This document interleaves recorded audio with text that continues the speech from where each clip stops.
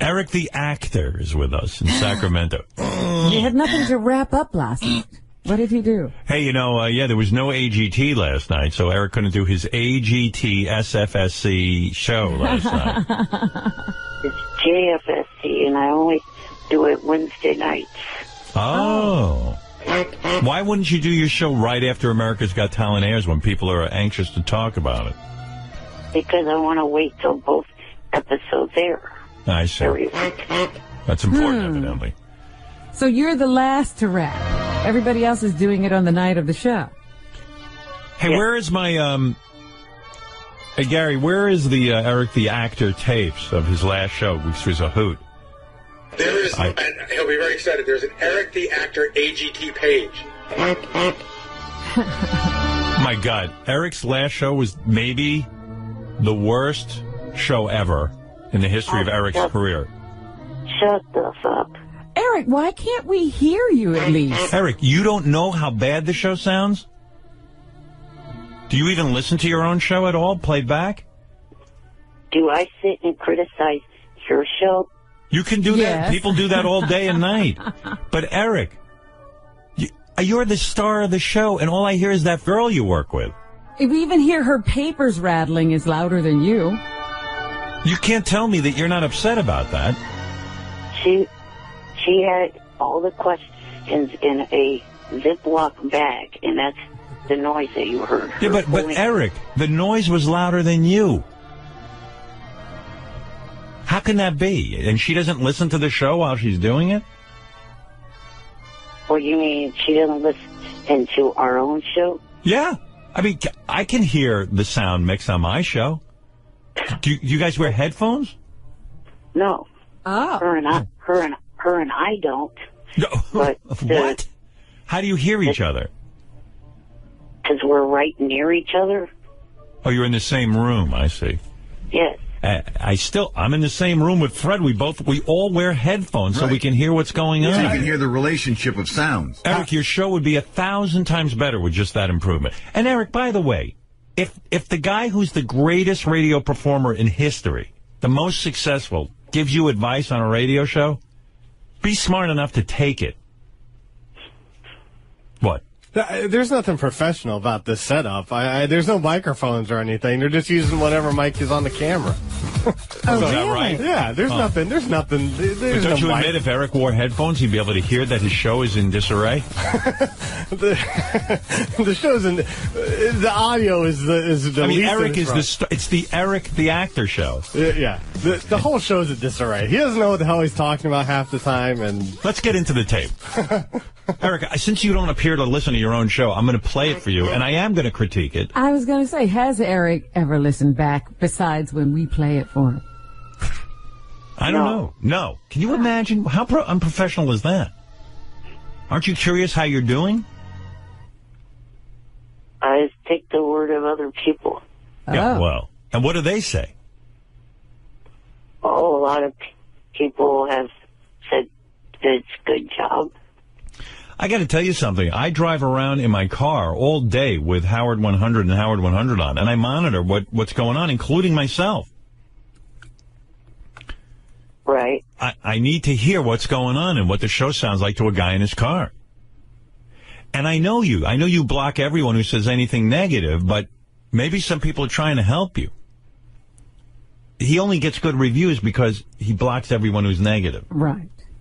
As soon as you're negative, you're done with Eric. But, you know, if Eric really was serious about broadcasting, he'd listen. You have to listen. Listen, I've been going on Letterman's show for years. Whenever I appear somewhere, I watch it at least once to see how my performance was.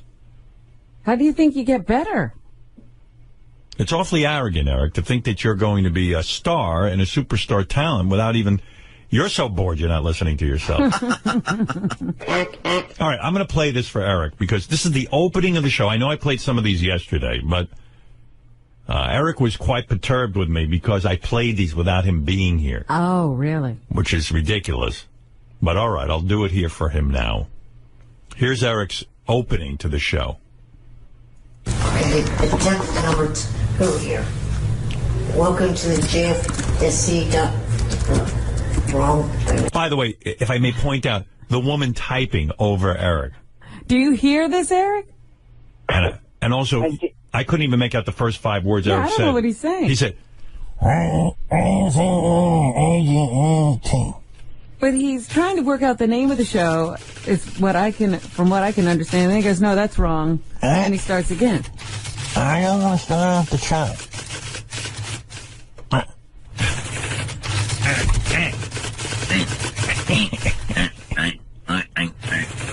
Well, if you're doing the impression of Eric, just put your hands over your mouth, Fred.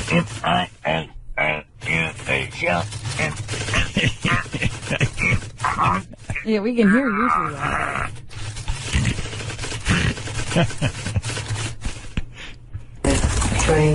By the way, I'm not adding any sound effect to Eric's tape. I assure you, this typing is the real deal. The old show, the JFSCTV.com AGT wrap-up show. That is not me. Your host, Eric, the actor, which is me. And we're going to recap the America's Got Talent. It's been on since, what I think, May 14th. I want to address something that happened Monday. It's so hard to hear you. That's number one. Then the show continues on. And this woman that he works with, I guess it's the woman, is fumbling around with her papers, and I can't hear a word Eric's saying. Parminder Gill. Her I hear fine. Oh, yeah, she's loud and overmodulated. Yeah. Parminder Gill. Eric, is it possible you'll stop grunting if you sing a country song? I don't do that. That's the host. I talked to plenty of people on the phone off air on this current show, and not one of them. That's not me. It's a combination. And if I, it's comical. That way, it's a combination of it's early in the morning. I just woke up. Eric, if I did the show, and it Does sounded... Eric really want to be on the show? It almost like he is in another room. Yeah, Out the door. What if the show sounded like this? Hey, Robin, how you doing today? And I got to tell you, last night I was watching television. I had a great time. And, I'm sure we'd be very successful. Robin, and I got to tell you, I love doing the show and I love meeting people. On top of that, I mean, you're hard to understand anyway because you do have that. No, I style of speech. No, I fucking don't. No, you have a voice that is difficult to understand sometimes.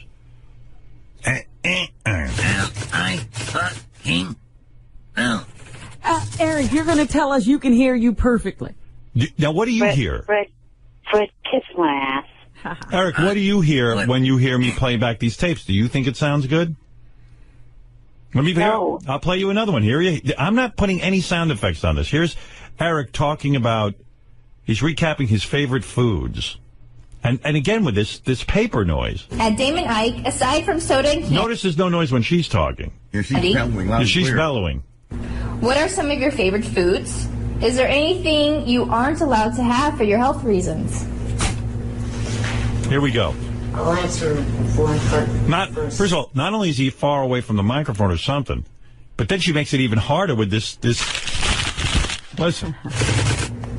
No, it's what I know. There's nothing outlawed Put on some headphones. on my list of what I can and cannot eat, and Eric, do you hear this? Am I making any of this up?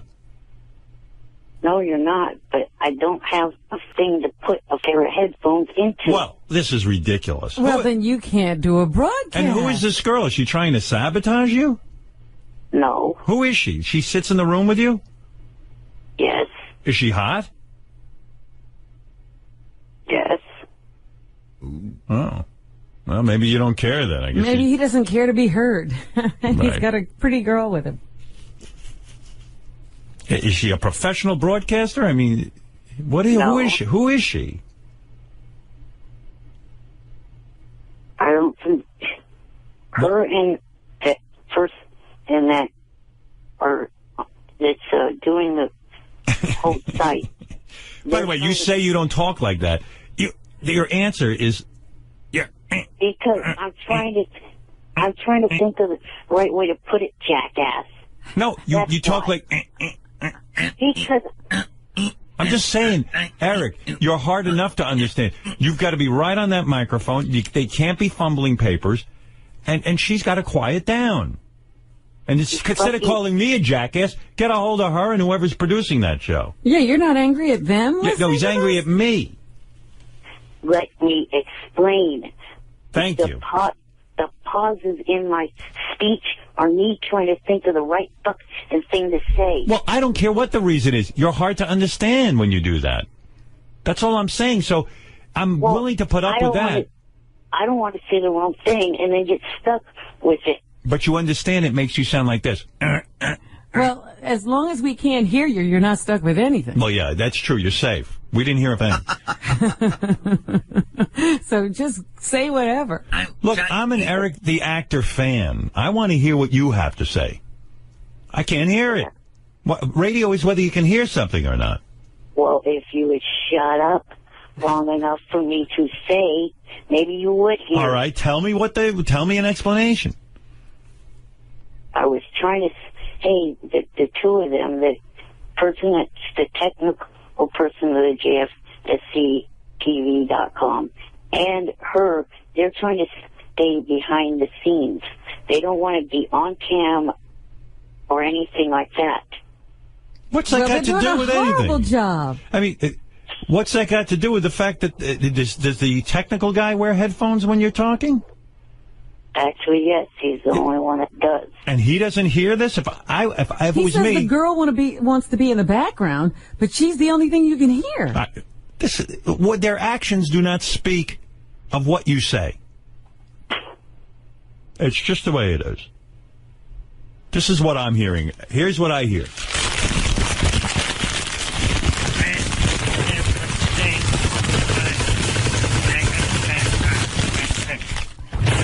That's what do you hear, Fred?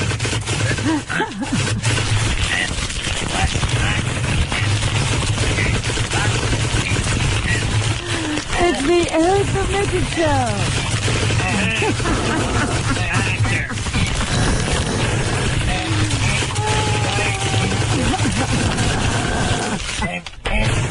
All right. That's what we hear.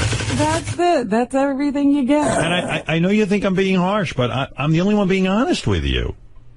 Why bother doing a show that we can't hear? Okay? Hello? I'm here. Look, if the name of the show was Eric's Paper Crumpling and Typing Sound Show, I would say you got a hit. Because that's what I heard. I heard papers crumpling, typing. And everybody but Eric. You hear somebody talking very well and loudly. Right. And then you hear some guy who sounds like he's outside the studio. You know what I've learned in radio, Eric? People will not put up with... they'll try a show for 30 seconds. If it doesn't sound right, they're gone. Listen, I'm a hit on radio. I know radio. I don't know much, but I know radio. I can help you with that. Right. I'm not saying it to be mean. I'm trying to get you some listeners here. I'm the only one, I think, who even advertises this show. I mean, who else is talking about it? Nobody. You couldn't talk about it if you were going to talk about content because you couldn't hear what Eric said. I mean, who is the engineer, Robin? Lou Ferrigno? Eric, you're on the air. You sound great. You're so damn good. You damn go. Keep it up. You're doing great. Thank you, Lou. You know I play the Incredible Hulk? Thank you.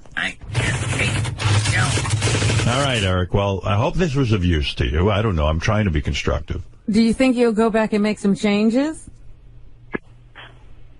I'm actually considering possibly putting this on hiatus till the technical issues get worked out. Yeah, I can see why. He's frustrated. Well, let's hope you get it worked out and you don't have to go on hiatus. All your fans are waiting for the next show. I know I am. Right. All right, Eric. Well, best of luck getting that all straightened out. I know how frustrating it can be. One other thing before you let me go. I'm going to try to enter a contest of one of your...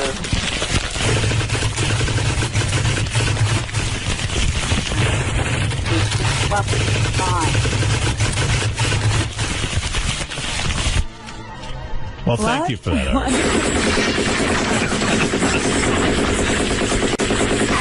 I'm under fire. Eric, go ahead. What did you want to say? Hold it. Incoming, Robin. Incoming. Eric, what were you saying? Stop it, Jack.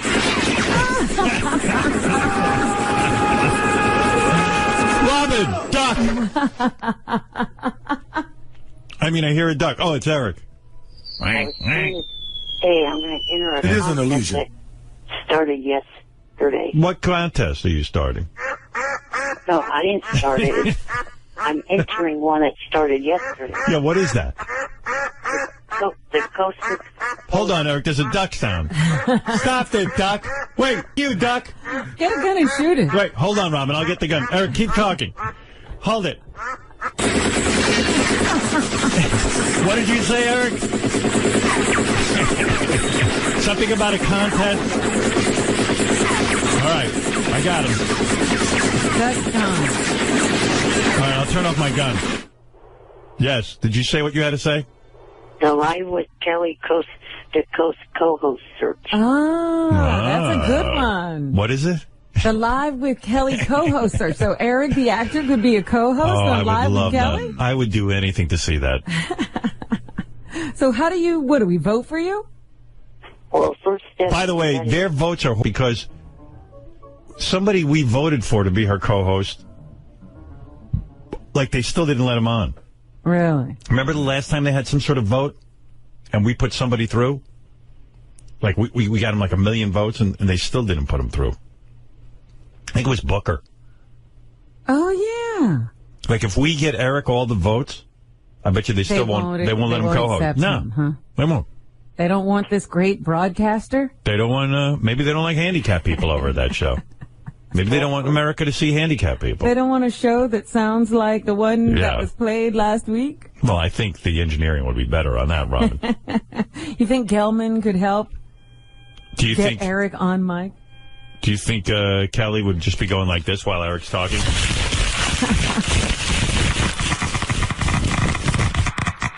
Eric, so what do we do to help you? And please don't mind my Geiger counter going off during the show. It's just a active test for radiation. Yeah, go ahead. I was trying to... The first step is I got to send in a video to the website of me trying to pitch being in the contest. What? Wait, there's a snake. What? Robin, there's a snake in this picture. Where are we? Well, my engineer won't get rid of it. Hold it, I'll kill it. There we go. Eric, please. All right, now don't let us interrupt you. Yes, you were saying? I was saying that I have to submit the video by the 29th month.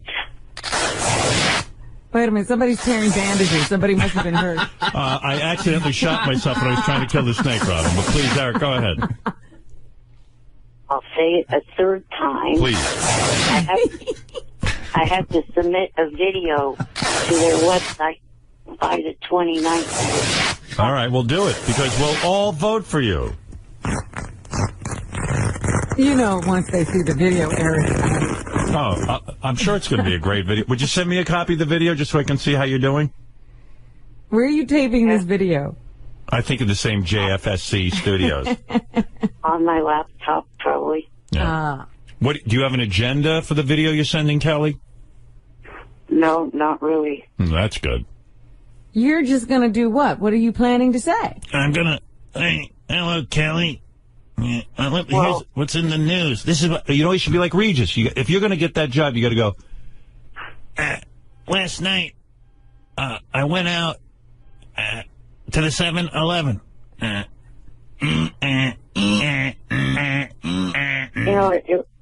It would really be nice if you would let me answer Robin's questions. Sorry, go ahead. And don't mind the horses that are coming through the studio. That's right. The Belmont is running through the studio. Yeah, the Belmont Steaks. What I was going to do is...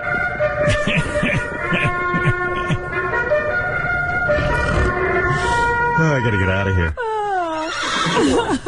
You are such immature. You think? I agree with that. Yep. So what is it? What are you planning to say? I was going to say that I've been a part of the Howard Stern show for almost 10 years, and that I've been on TV shows, and just going to give my credits.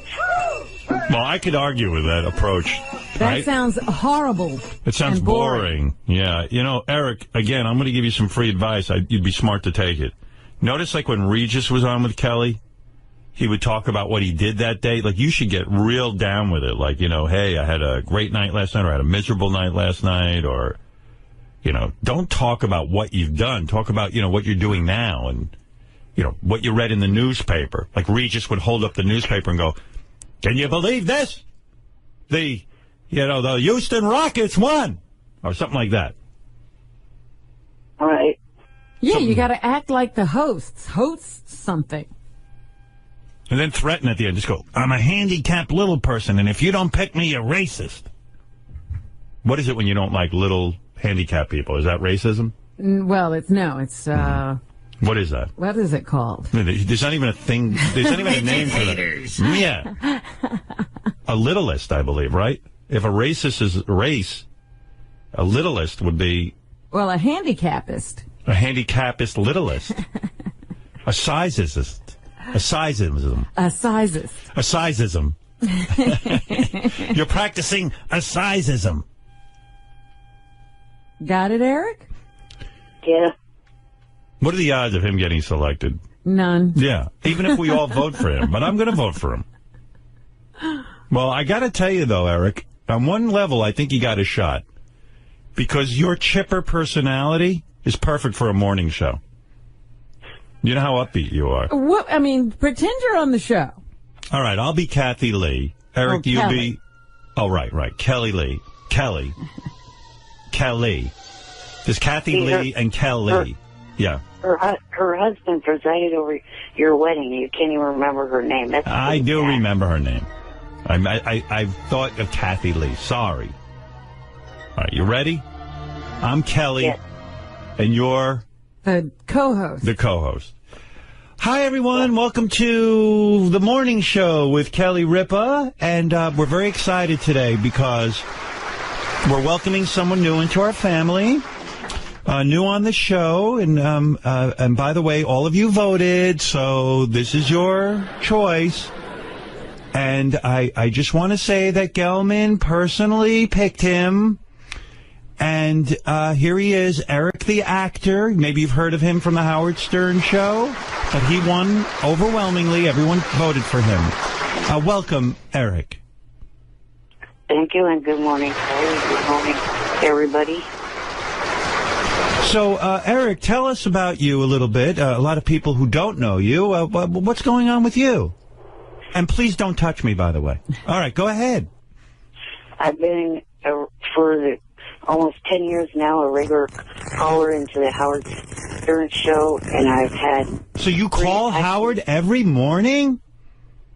Just about every morning. Wow. Okay. I've also had 3 acting parts on 3 different primetime shows. The first one was American Dreams, then Fringe, and Plain Sight. Oh, Plain Sight. Isn't that with Mary McCormick? Yes, it is. I don't remember seeing you. What did you play? The doorstop? I was in the 2nd episode of the 5th season. Oh, wow. I played a landlord. Okay. I'm changing the channel. I'm sorry. Yeah, I thought Eric was going to take over, but he wants to talk about his credentials. Right. He just and you know, Eric, when you show up, the first thing you say is not that, you know, you've been a caller on the Stern Show for 10 years. You got to explain. I don't know. You know what, Robin? You don't know everything. Eric's got a plan. Well, Eric, it's great having you here. We're going to bring out the North Shore Animal League now. They're bringing out a 40-pound cat to eat you. He's going to eat you on set. Any funny anecdotes from the set of Plain Sight? Must have been great being on the show. It was a lot of fun. Yeah. What an anecdote. Did anything fun happen? Do you know what an anecdote is? Yes, I know what an anecdote is. Oh, he thought I said anecdote. If you get bit by a snake, you get the anecdote. Just kill you. No, Eric, hey, it's so great having you here. You know, I didn't realize what an actor you were. What happened on the set of In Plain Sight that you might tell us about? Well, just got to meet up the cast and the crew and do my part. Wow. Nothing funny happened? I could see why Gelman picked you out of all the people we could have chosen. Nothing happened while you were on the set? I don't mean to tease you, Eric, but what I heard about you. The story of I the heard werewolves? you were. Yeah, I heard you were afraid of werewolves when you were working. Well, didn't encounter any. Eric. Hey, come on, Robin. Oh, my God. You don't think this is fascinating? This is awful. You don't think Kelly and Eric make a good team? Eric's not giving anything. Are you saying if anything ever happened to me, Robin, you wouldn't work with Eric? No. Oh. This would be a nightmare. Right. You know why she says that? You were waiting for something funny or some funny anecdote. And you should say, like, you know what, Kelly? Just before I went, one of my friends convinced me that werewolves actually existed, and I thought I might get eaten by one when I went to the set, so I made sure to put a rider in my contract that it had to be werewolf-free. Look, Elephant Boy's laughing at that. Robin, maybe you should co-host with Kelly. You were pretty good. All right, well, Eric, I wish you luck with all your new endeavors. Please let us know when we can start voting for you, all right? That'll be never. They'll just totally reject this tape. You better show us that tape before you send it. Yeah, send me the tape so I can critique it and maybe improve it a little, all right? Okay. All right. You know, I've taken a special interest in your career, as you know. I mean, I'm responsible for getting you on a lot of shows, and, I feel sort of a sense of responsibility that maybe I could help you with this, this co-hosting thing. In fact, maybe even get that girl that you work with to play Kelly and have some bouncing back and forth between the two of you. That would be my first advice. Rather than make the audition tape yourself. Try to get a partner with you. And then, just to clarify, you guys are on air next week, right? Yes. Okay. Why is that?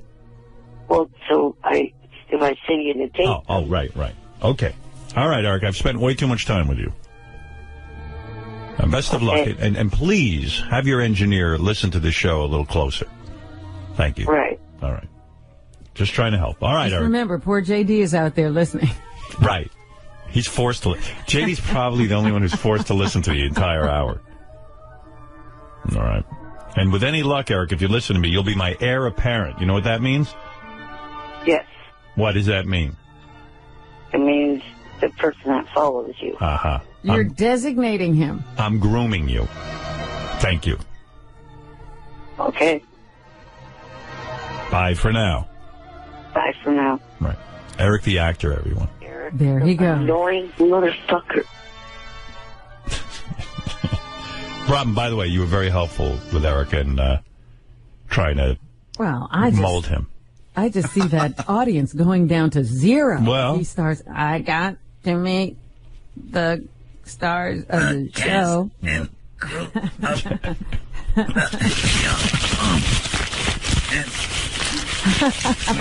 maybe that woman's crumpling papers for a reason. Eric has nothing to say. All right, we have to take a break. We'll be back right after these words. Hey, before I get into anything, I was listening to Eric the Actor's new AGT wrap-up show. Oh, that's right. It comes on Wednesdays after the show. Yeah. If you can find my show, America's Got Talent. It seems to me, I think it's on tonight. When is it on? I'm assuming tonight and tomorrow night, but one never do know with that show. It's wild to me how people go, when is it on exactly? Doesn't seem to be clear. And I was going over the summer schedule, the rest of the summer schedule, when we go to live shows, and sometimes it's on Tuesday, and sometimes it's Monday, Tuesday, sometimes Tuesday, Wednesday, and then sometimes Tuesday, Thursday. What? Yeah, I've never seen a show handle that. Usually you have a time slot. Tuesday, Thursday? Yeah. Well, they moved it to Tuesday, Wednesday for me. That was the original plan. Yeah, but you pick a time and a day. And stick with it. Run with it. But it's okay. But, you know, and I just kind of like go, whatever, whenever it airs, it'll be fine. Show's doing well, what do I care? But every week you have to check. It's that good a show. Like, you literally have to just... You have to go hunt it down. Yeah, it's worth it. Anyway, Eric the Actor has his America's Got Talent wrap-up show. And they've worked out the technical glitches. You can now hear him. Okay. But it hasn't improved the quality of the show any. Can hear you in the room. Good evening, room. Can everybody hear me? It's a good way to open a show. Good evening, room. Can everybody hear me? Well... I've never heard of people referred to as a room before. Good evening, room. There's a big silence. You don't know what's going on. Welcome to the JFSATV.com AGT wrap-up show. Well, they have whittled down that name. You think? I thought it was kind of low. JFSC AGT. I'm your host, Eric the Actor. Eric the Actor. Well, it was JFS. Yeah. Well, he doesn't realize he has a funny delivery. JFSC. His breathing is a little strange. But he's a handicapped guy. This week's show is brought to you by the Viper Room. Oh, we have a sponsor. On Tuesday the 26th, go to the Viper Room and check out their karaoke pole dance in competition. Wow. And called Pole Stock. That's pretty. Karaoke pole dancing competition. It will be... What? Called Pole Stock. What does that mean? Are the people on the pole doing the karaoke? I don't know. What do I know what goes on at the Viper Room? Eric seems to be tied in with the Viper Room. Good for him. Yeah. Hosted by... Big pause. Sam Tripoli and porn star Shayla Styles. Anyway, it's off to a rousing start, and you want to hear? What can you say? What can you say? And then about people this just call in and or write in, I guess, on his chat room, and they ask him ball-busting questions. Like, here's somebody throwing a math question at him, and Eric gets angry. At Brock Carter, 69, ETA, if there are 21 contestants on AGT and 13 suck, how many make it through Las Vegas? Oh, good grief. Gee, I wonder why they're asking this question. I'm not answering it.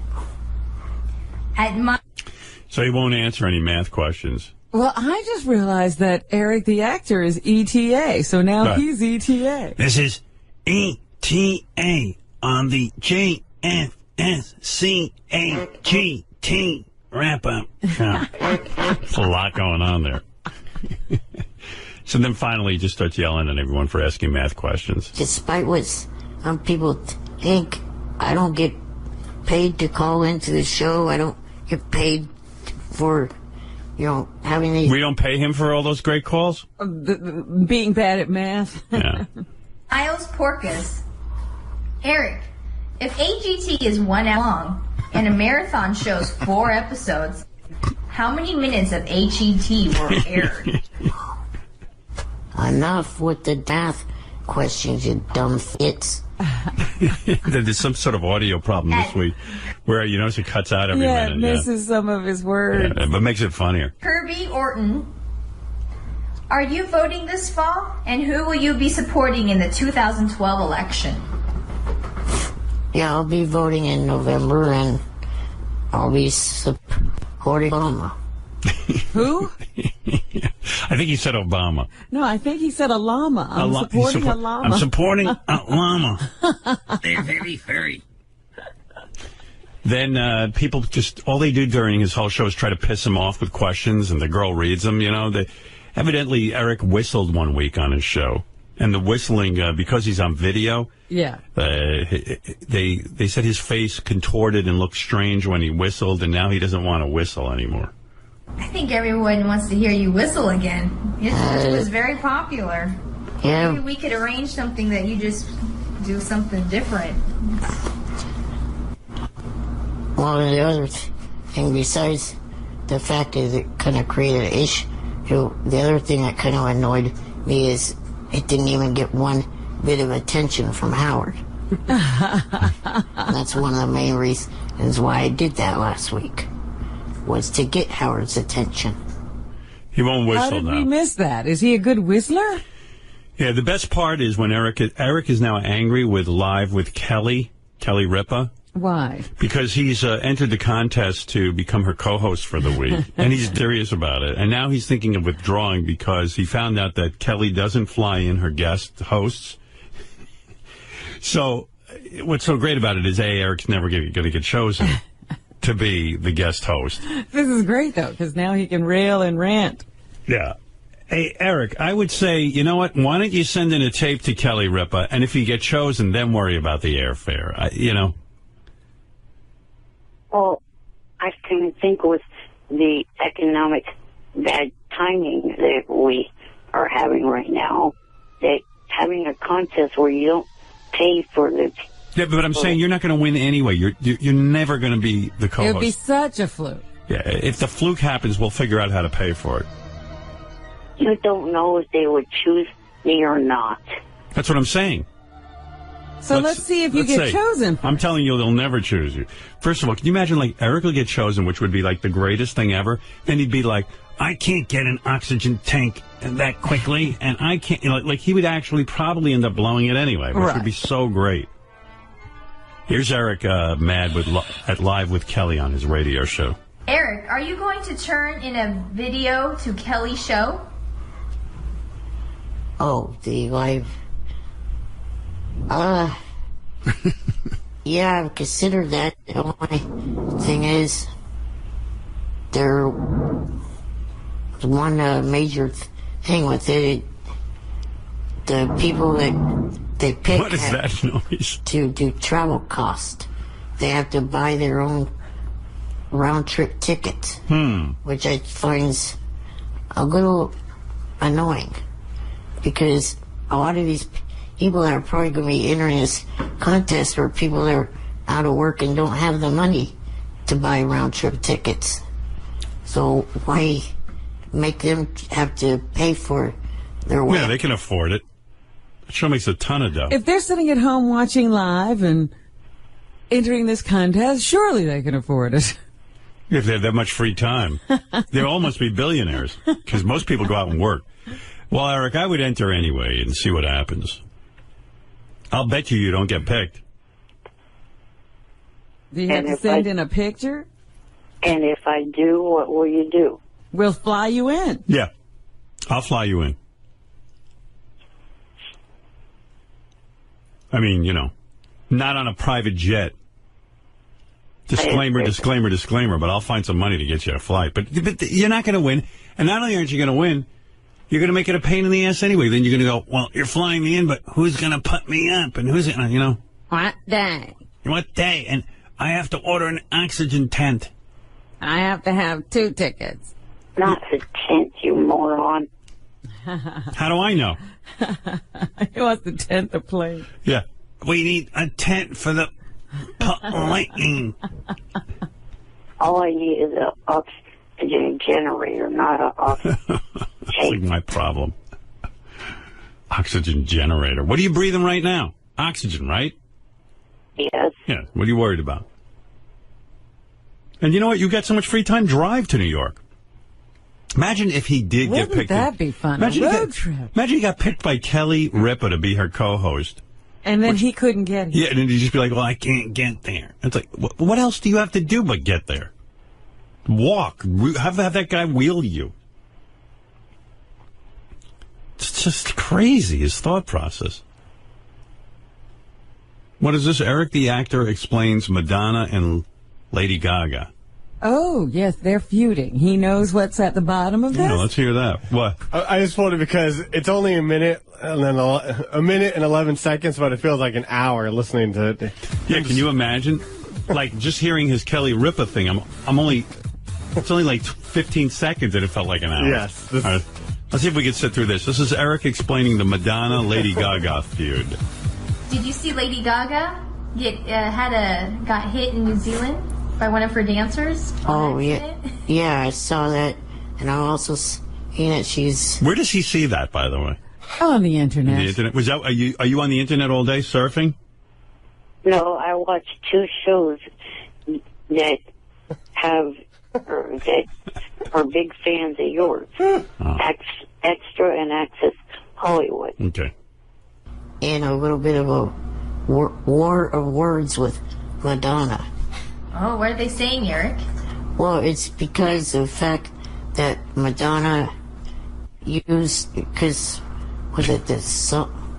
Oh, boy. One of Madonna's songs, people thought the song, oh, my God. Born This Way sounded a little bit like it. So what Madonna did... Express yourself. Yeah, express yourself. What Madonna did was she turned the tables... You can't express yourself? No. That's how me. During one of her concerts and started performing Express Yourself and added Born This Way. And with so now I guess Lady Gaga took offense to that, and there's a whole war of words between the two of them. Beautiful show, Eric. I mean, wow. You look wiped out, Howard. Oh, Robin, I'm back in my chair snoozing. I'm wiped out. Oh, my goodness. The Cliff and White is, I edited it together a whole bunch of times. Well, not a whole bunch, but a few times where Eric was annoyed with the question. What does he do? He goes berserk? He doesn't go berserk, but he's like, fuck you. At Elwood Lugnut, Eric, have you ever considered doing your old circus act on AGT? I don't have any old circus acts, you stupid ass. At Real Disaster Us, Eric, people accuse you of grunting when you're clearing your throat. Can you demonstrate the difference and put this issue to bed? I don't want to demonstrate the difference. At Elwood Lugnut. That seems like a pretty fun thing to hear Eric do. What is it? You're claiming you're clearing your throat, and they're saying not grunting. They say you grunt. Yes. Yeah. Oh, JD, come on. Oh, Christ. It's great, right? Not really, but... where else but this show would, like, Eric the actor be a There's be a no big other deal? show. All right. Definitely not Live with Kelly. Why, you don't think he'll get selected? He's the last person they would want to see on morning television. Yeah, why aren't your geeky ass friends in a video? Yeah. Because I'm smart enough to know they wouldn't pick me, dummy. At what point in this show does Eric talk about AGT? I mean, does he ever get to it? He does. The wrap up. Because, I mean, it's the most boring part. It just says he likes this, he liked the squirrel, and that's about it. You like the squirrel? The squirrel just went round and round and round. It's not who's going to pay $1 million to see that? By the way, too, a lot of what they cut out, too, that squirrel was fucking snotting and salivating. It was like animal torture to me. I couldn't take it. I was like, I didn't think it was a great act, but it was funny to watch. Yeah, it was good. It was good. It was a one-shot deal. It was fun, but I wasn't putting it through. And I told the news, the same thing with his Idol show back then. It's more a Q&A with Eric with a little bit of recap of AGT and American Idol. Yeah, but Eric doesn't direct the conversation. Well, he comes on and goes, and then he takes questions. questions. He sounds exhausted. ETA. Do you stick your head out the window when you ride in a car? Oh. Fuck no. Fucking moron. At Miles Porkus, what is your favorite game at Chuck E. Cheese? How many fucking times do I have to tell you I don't go to Chuck E. Cheese? Yeah, come on. You fucking idiots. I think they know that. I think they're just trying to get under your skin. You've never been to a Chuck E. Cheese? I could see you going there. Not since the 90s. What was your favorite game? What was your favorite game? I get back then skee ball. All right. Well, that's an answer. Skee ball. There was See, Eric, that's how you answer a question. He played skee ball. No, I was the skee ball. in the 90s when my brother was a kid. All right, okay. I had enough of Eric's show. All right, Eric, very good. I love Eric's show. Right. Yeah. We're talking about... You love it. That's your show. Yeah, I love the playback. We wrap up Eric's show. Yeah, we do a wrap-up of the Eric show. Well, I really would like to know what he thought of AGT. He liked a squirrel. That's it? Yeah, but you know it's not $1 million act, right, Eric? Right. And given the fact that he only aired one show last week, there wasn't all that much to talk about. I know. I was disappointed. I love the show. I mean, if I wasn't even on the show, I'd want to see it. But does Eric really take notes and have things to say about AGT? No, I don't take notes because I kind of think that would distract me from enjoying what I'm watching. So, in other words, you have no idea what to say about the show after it's over? Well, I try to remember as much as I can. All right. Okay, thank you, Eric. And listen, we look forward to your show Wednesday on the JFSC, whatever I'm that is. looking for a better wrap-up this week. I want to hear some AGT information. Well, he's got 2 shows to view on Monday and Tuesday. So. And he'll have forgotten both by Wednesday. No, he says he has a good retention. All right, Eric, thank you very much. Howard. Yes. One question, if you could ask Mark Wahlberg if they're ever going to do a Entourage movie. Okay, I'll ask him. Gary, write down a note that Eric wants to know from Mark Wahlberg if there'll be an Entourage movie. Okay. All right. All right, Eric, it'll be done. Is he making his video? Are you gonna make a video for the Kelly Ripa show? I'll try to make it by tomorrow so that way it could be you guys on Wednesday because you said you wanted to review it for... Yes. Yes. All right. Thank you. Yeah. What would you say if you were... What would you say the odds are that he gets on the show? 0. Like 1,000,000 to 1, 10,000,000 to 1? There's no odds. It's 0. 0 to 0. 0 chance. I don't even need a chance to look at it. 0 point. Even with the fact that she's a fan of yours, you don't think she'd... No. There's no way in hell she's putting you on that show. A, you have trouble speaking. I know you don't think so, but you do. Your thoughts are slow, and your speech is slow. Secondly, when do you ever see handicapped people on TV? Barely ever.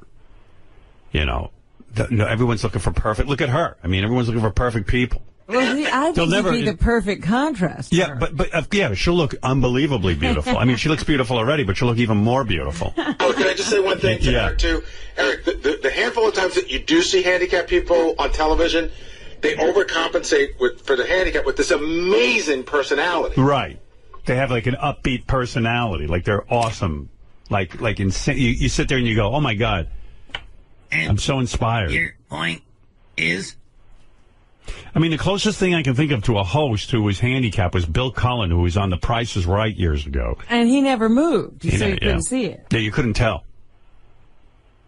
But she's got a talk show where there's no way, and you're not real good at talking. I mean, the only, maybe you could get an after-school special, but I don't know about this. I think you're out of your league on this. The only time Eric's a good talker is when he's angry. Right. And you can't do a morning show like that. And Kelly's not going to do angry talk with him. She's going to be like, listen, you little fidget, you know, and then get them all worked up. Eric, what's your favorite game at Chuck E. Cheese? I don't think she's going to ask him about his favorite game at Chuck E. Cheese. She's not going to want to offend him. Right.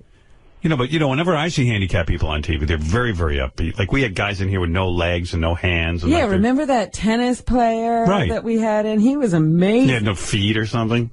And, like, you know, he's just like, you know, I don't care. I can overcome anything. Eric gets on. People hate the handicapped. I've never seen so many people write me hating the handicap after Eric's on the radio. Eric, oh, dear. And I'm like, poor Eric's handicapped. They go, don't feel bad for him. I mean, people hate Eric. So I don't see how in hell there's a 0 chance that you would get on the Kelly Ripa show. 0. But I can't wait for the tape. And I think you should make the tape with like a co-host, you know, like try to make it as much like the Kelly Ripa show as possible. Right. You know, I talked to one of your, I guess, say frequent guests a lot on the phone. And I don't have any problem talking to her at a normal rate of speed and other stuff. Every time I've talked to her on the phone, I've never talked to her slowly or anything like that. All right, well, prove me wrong. I'm telling you have 0 chance. He has no clue. Yeah. I think if you think that's your best shot at doing it, get her to do the tape with you. Right. Do it with your friend. All right, well, send me the tape. I'll critique it. Yeah, how's that possible? Tabitha lives in Vegas. Oh. Oh, well, that's too bad. Yeah. All right. Well, I got to go anyway, okay? I wonder why he wanted you to see his whistling. Because he thought it'd be funny, and I talk about it on the air and stuff.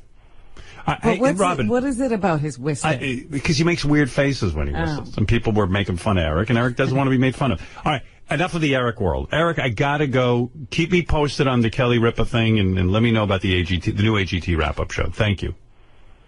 Okay. All right, later. All right. I mean, how many minutes can I spend with him?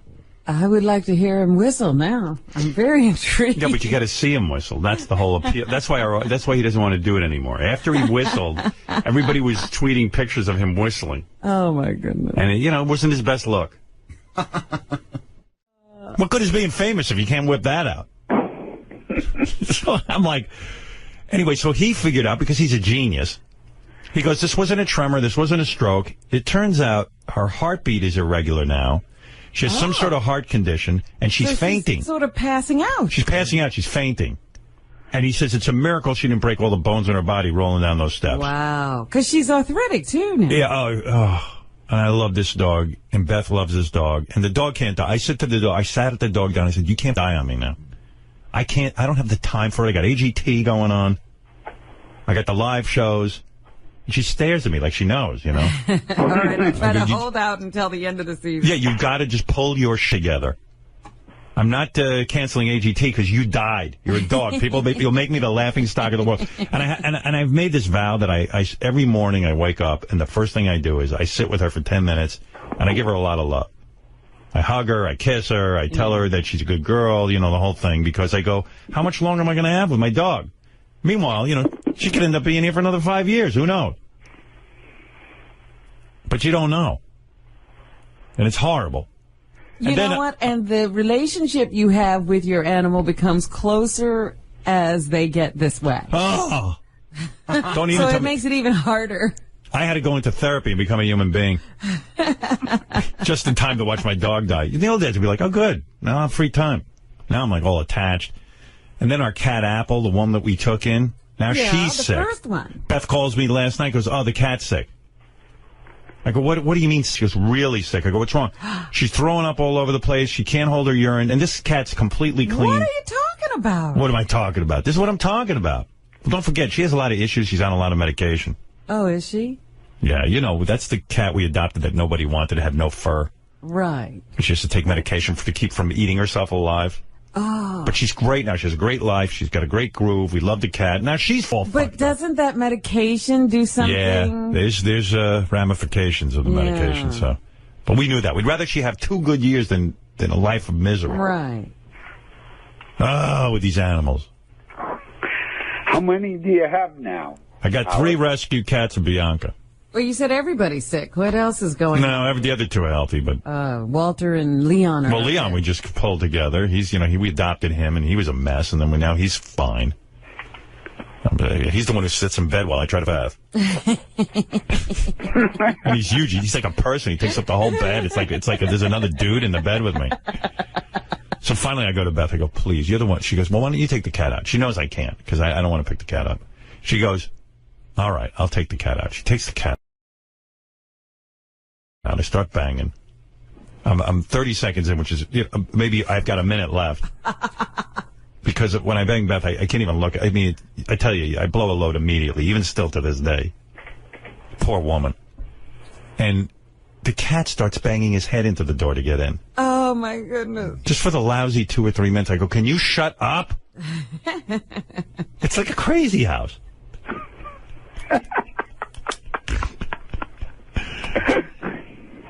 You crack me up, Howard. Well, good. That's what we're Let my misery cracks you up. That's what we're here for. All right. Hey, Eric, are you still there? Yeah. Eric just listens. I got to go, guys, because Octomom's here. She wants to go on the Sibian, which is going to be very freaky.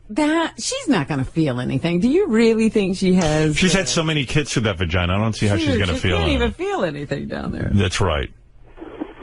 Hey, Howard. I'm thinking like Eric has so many medical issues. His parents must feel the same way. Like they don't want to get too attached. Yeah, they probably don't want to get too attached, right, Eric? Because weren't you supposed to die when you were like 9? No, I was supposed to make it into my teens. So his parents probably are like, I don't want to get too attached to this one. He's going anyway. Meanwhile, Eric hangs on. Good for you, Eric. Shut up. No, I'm saying. Who wants to get that attached? I'm attached to you at this point. Yeah, see, now we're all bound up in this. Now, I was calling to help you with a couple of things about your AGT. What? Eric's a bit of an AGT expert, so he can... He has some, tips for you? Tips. Go ahead. Well, you were trying to figure out how the 48 performers, how that's going to work. No, I know how it works. Okay, well, yesterday you...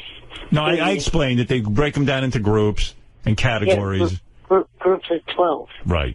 But it's not all the same. They don't take them for the kind of act, do they? Sometimes they do. They do 12 each week for 4 weeks. I see. Yeah, I got to get on that live part of the show, Robin. I'm ready. Yeah, you're ready to get rid of these there's a couple of people need to be... I'll point out to you. People need to be eliminated. When you watch... next week, you'll see Vegas for 3 nights, Monday, Tuesday, Wednesday. And then when we get to the live shows, I'll tell you how to vote. I'll make it very clear in case you're confused. I can tell you exactly who to get rid of out of the 48 finalists. So, do you already know who you think should be the winner? Yeah. Yeah, I already know who will win in my head. All right. And I'll say it. When I get on these live shows, I will say whatever's on my mind. And I'm going to tell the contestants, this guy's going to win. And you better step up to the plate. Well, you're willing to have something else happen, right? Absolutely. I want the winner something to fade and another front runner to come along? I'm not necessarily thrilled with the guy I think who's going to win. Really? Or girl, I should say. Now, one other thing. I'm so far ahead of the game, Robin, I already know next season's winner. I'm already into next season. One other thing about the show before you let me go is the fact that on the 27th of July, with the Olympics coming up, be ready for NBC to really be shifting the show around. No, we're not on for 2 weeks during the Olympics. Oh, you're not? Okay, that's what they're going to do. Yeah. Yeah, talk about a shift. Yeah, that's a real shift. I was trying to figure out how they were going to work that. Nah, with the Olympics, they're not even, we're having 2 weeks off, which is good, because that's, I think, August or the end of July. And July 27th. Yeah, doesn't cut my time off then. Hey, Howard, would you put Eric on AGT? As what? He was in the audience. He was there in San Francisco with me. Really? It was nice having him there, actually. Oh. I would look over at him, take care of him, checked on him. You know, there was a duet we played this morning, Mockingbird by Crackhead Bob and Elephant Boy. Yeah. And I was like, that was a duet that should have been on America's Got Talent. Yeah, I missed that. Those two idiots should have shown up and done a song. Hey, play that a little for me, Fred. I missed it. I gotta find it again because I deleted it. It's probably like, da, me, da, me. Well, you know, Crackhead Bob has the Mockingbird line, and he can't say anything but Mockingbird. Here we go. Da, Mock, then, And, then, yeah, then, Mockingbird is everybody have you heard. Mockingbird. And if that's good. Mockingbird does sing, Mockingbird is. I would have put them right through. and if that diamond ring will shine.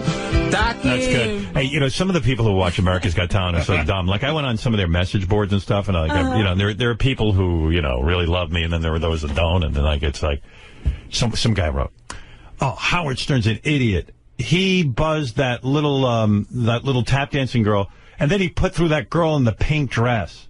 Oh. And I'm like, I buzzed that girl. I put through the girl in the pink dress because I was making a joke. Yeah. I knew that Howie and Sharon weren't putting her through. Some people are that dumb. You know who I liked? I like that small guy, that singer. Little Barry? Little Barry, yeah. He was cool. Yeah, well, I put him through because I was on stage with him. That was another time I was just, you know, making a joke. But he's horrible. I asked him. He reminded me of Paul Williams. Yeah, except Paul Williams had some talent. Has talent. Yeah. Paul Williams wrote hit songs. Paul Williams without talent. Well, Barry's a mess. I know, we got to get to Octomom. No, but DePace and I were talking about something that was on the show that was sort of like uncomfortable and risque, and it wasn't you. What was it? It was the guy that makes mouth love.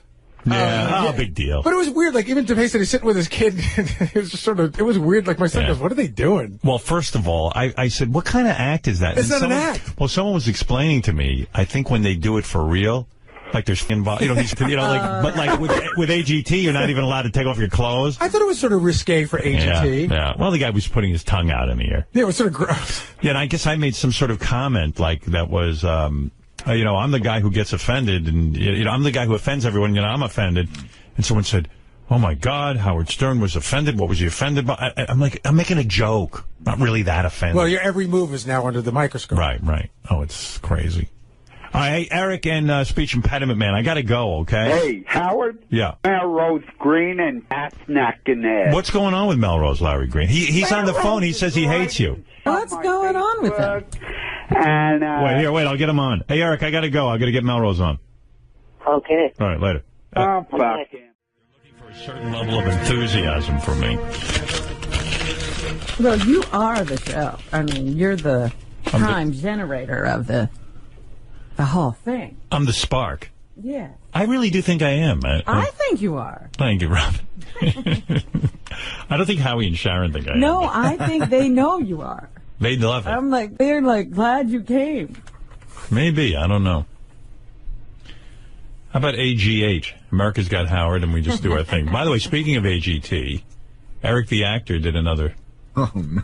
He did another wrap-up show. Yeah, and because of you, Robin, he devoted some time to America's Got Talent to actually talking about it. Well, that's what he's supposed to be doing. Yeah. He devoted, I think, a minute to it, but because the rest of the time he's just busy with questions. Yeah. I tell you, I'll play it for you tomorrow because we should get to the news. Yeah, because if he's just answering questions about himself, it's a Eric the actor wrap-up show. Yeah, well, okay, here's one little teaser for tomorrow. Here's Eric from his AGT recap show. So let's see, And he got rid of his female co-host, I think. She wasn't there. Really? Yeah. So let's see, what's first to talk about with AGT?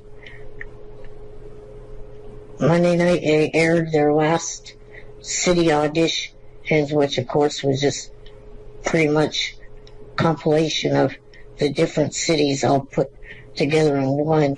Oh. Wow. That was a highlight? Well, it's 20 seconds of the highlight, but didn't it feel like an hour went by? Oh, it's awful. Yeah. They showed some acts that they hadn't home yet before. They hadn't shown yet. I think Eric is insufferable. You know, Bill Maher had Kirk Douglas on. Oh. I saw a little bit of that. And, you know, I feel like two different ways about it. What are you saying? Yeah, I loved it and I hated it all at the same time. I mean, I love Kirk Douglas in that he's an old guy who had a stroke, and rather than hide away, he's trying to, you know, live a normal life. And like Jim Brewer said, you know, we take old people and discard them. So I get all that. Like, it's important, but he writes these books and then he comes out to promote them.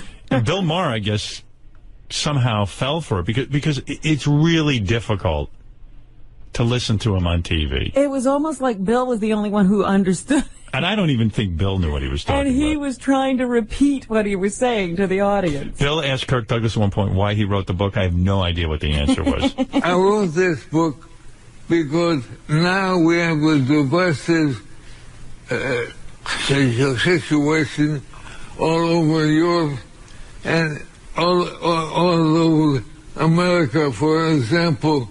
I mean, it's sad. Yeah. And Bill's sitting there being polite, which he's got to be. Right, he can't interrupt. But you know TV's just turned the off when this is going on. Well, actually, it made me want.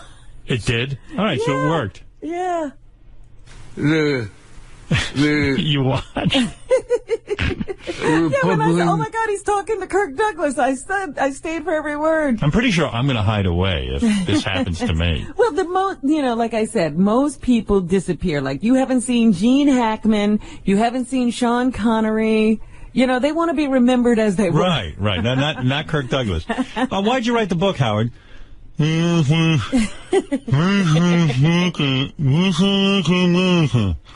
What?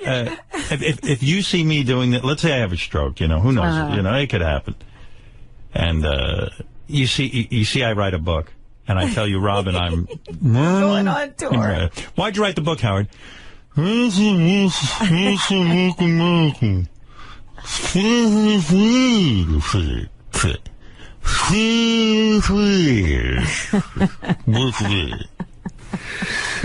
Republicans.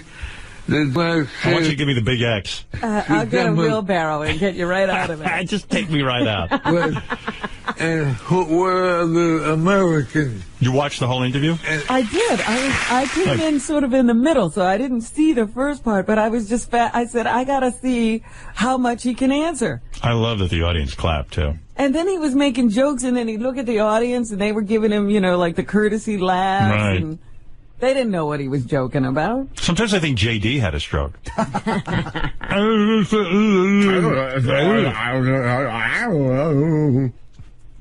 when I look backwards... Bill Maher asked Kirk Douglas about the blacklist. Remember, he was blacklisted. Right, yeah. Actors were being blacklisted and writers were being blacklisted. During the communist witch hunt. Right. McCarthy era. Because when I look backwards, I saw when I did Spartacus, and you couldn't use a name that was not accepted by the... It was... Whoa. Who's worse, Eric the actor or Kirk Douglas? I don't know. I'm thinking about that. That's a tough... They had some good ones, including Florence Griffin Joyner's daughter. She did a really good job. Oh, boy. It's a battle of the bands. Yeah. Dalton Trumbo couldn't work before you. No. And House Thomas was the chairman of the committee, and he sent in all the blacklisted voices. I miss Dick Clark. Well, this is what I'm thinking, that Kirk is back because Dick Clark had stolen his thunder for a while. Yeah, that's true. You couldn't tell people in the 40s and 50s when you were a movie star that you were a Jew. It was like being gay then.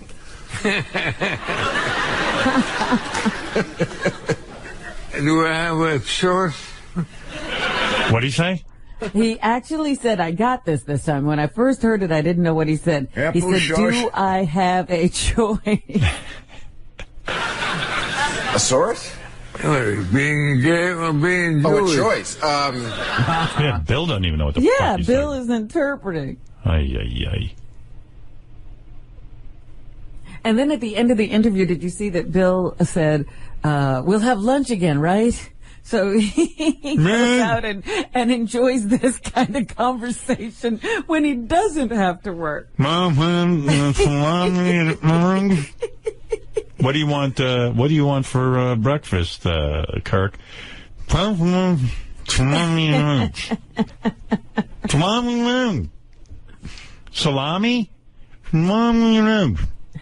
Touch my dick. Touch my dick. Holy mackerel. But on the one hand, I do feel good that he's out there. You know, he's like, hey, if I have a stroke. Well, the thing is, I mean, it's one thing, you know, to be, you know, still involved with your family, your friends, whoever. It's another thing to go on broadcast television. And we're back with the Jack and Rod radio show. And let's hear it for Jeff and Shirley Lawrence. They wrote a book called Hollywood Be Thy Name. Is that correct? That's it. Okay, the premise of the book is to let people know what actually goes on in Hollywood. If you want to be an actor, these are things you should know and what we wish we did know when we went there. This is Rod Stiffington. I just want to tell you, we have a special celebrity guest in the studio today. Okay, that sounds great. Go ahead, celebrity guest. Doug Doggett. Thank you. You recognize the voice? Doug Doggett. No, I'm afraid we're stuck there. It's Kirk Douglas. Oh, yeah. Well, I thought.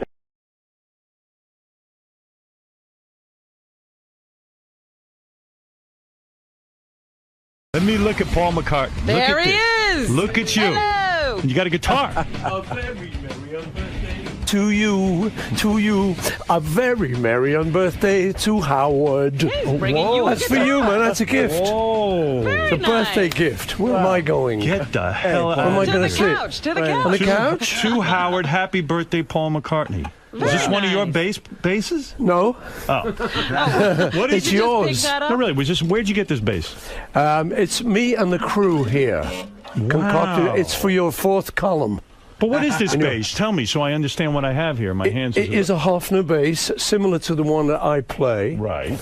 And I am going to cherish that. I hope so. I recognize it. You know, I mean, I really have this unbelievable feeling about you, and I'm honored you would be here today. Yeah. And I'm so happy you're here. I even went home last night, listened to your new record.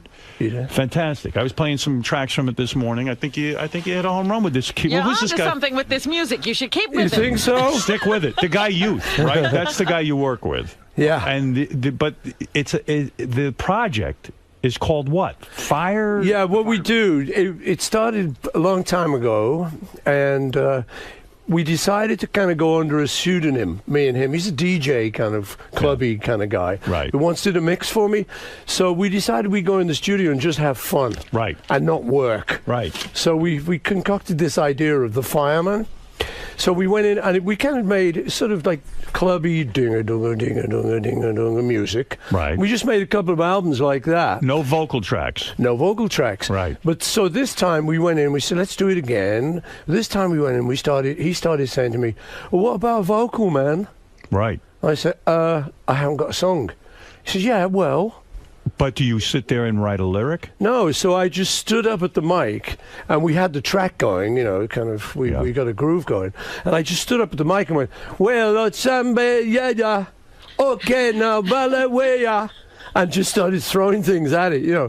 And then I'd hear a bit of a lyric, or we'd look in a poetry book or something, and we'd see silent lovers, oh yeah, angels smiling.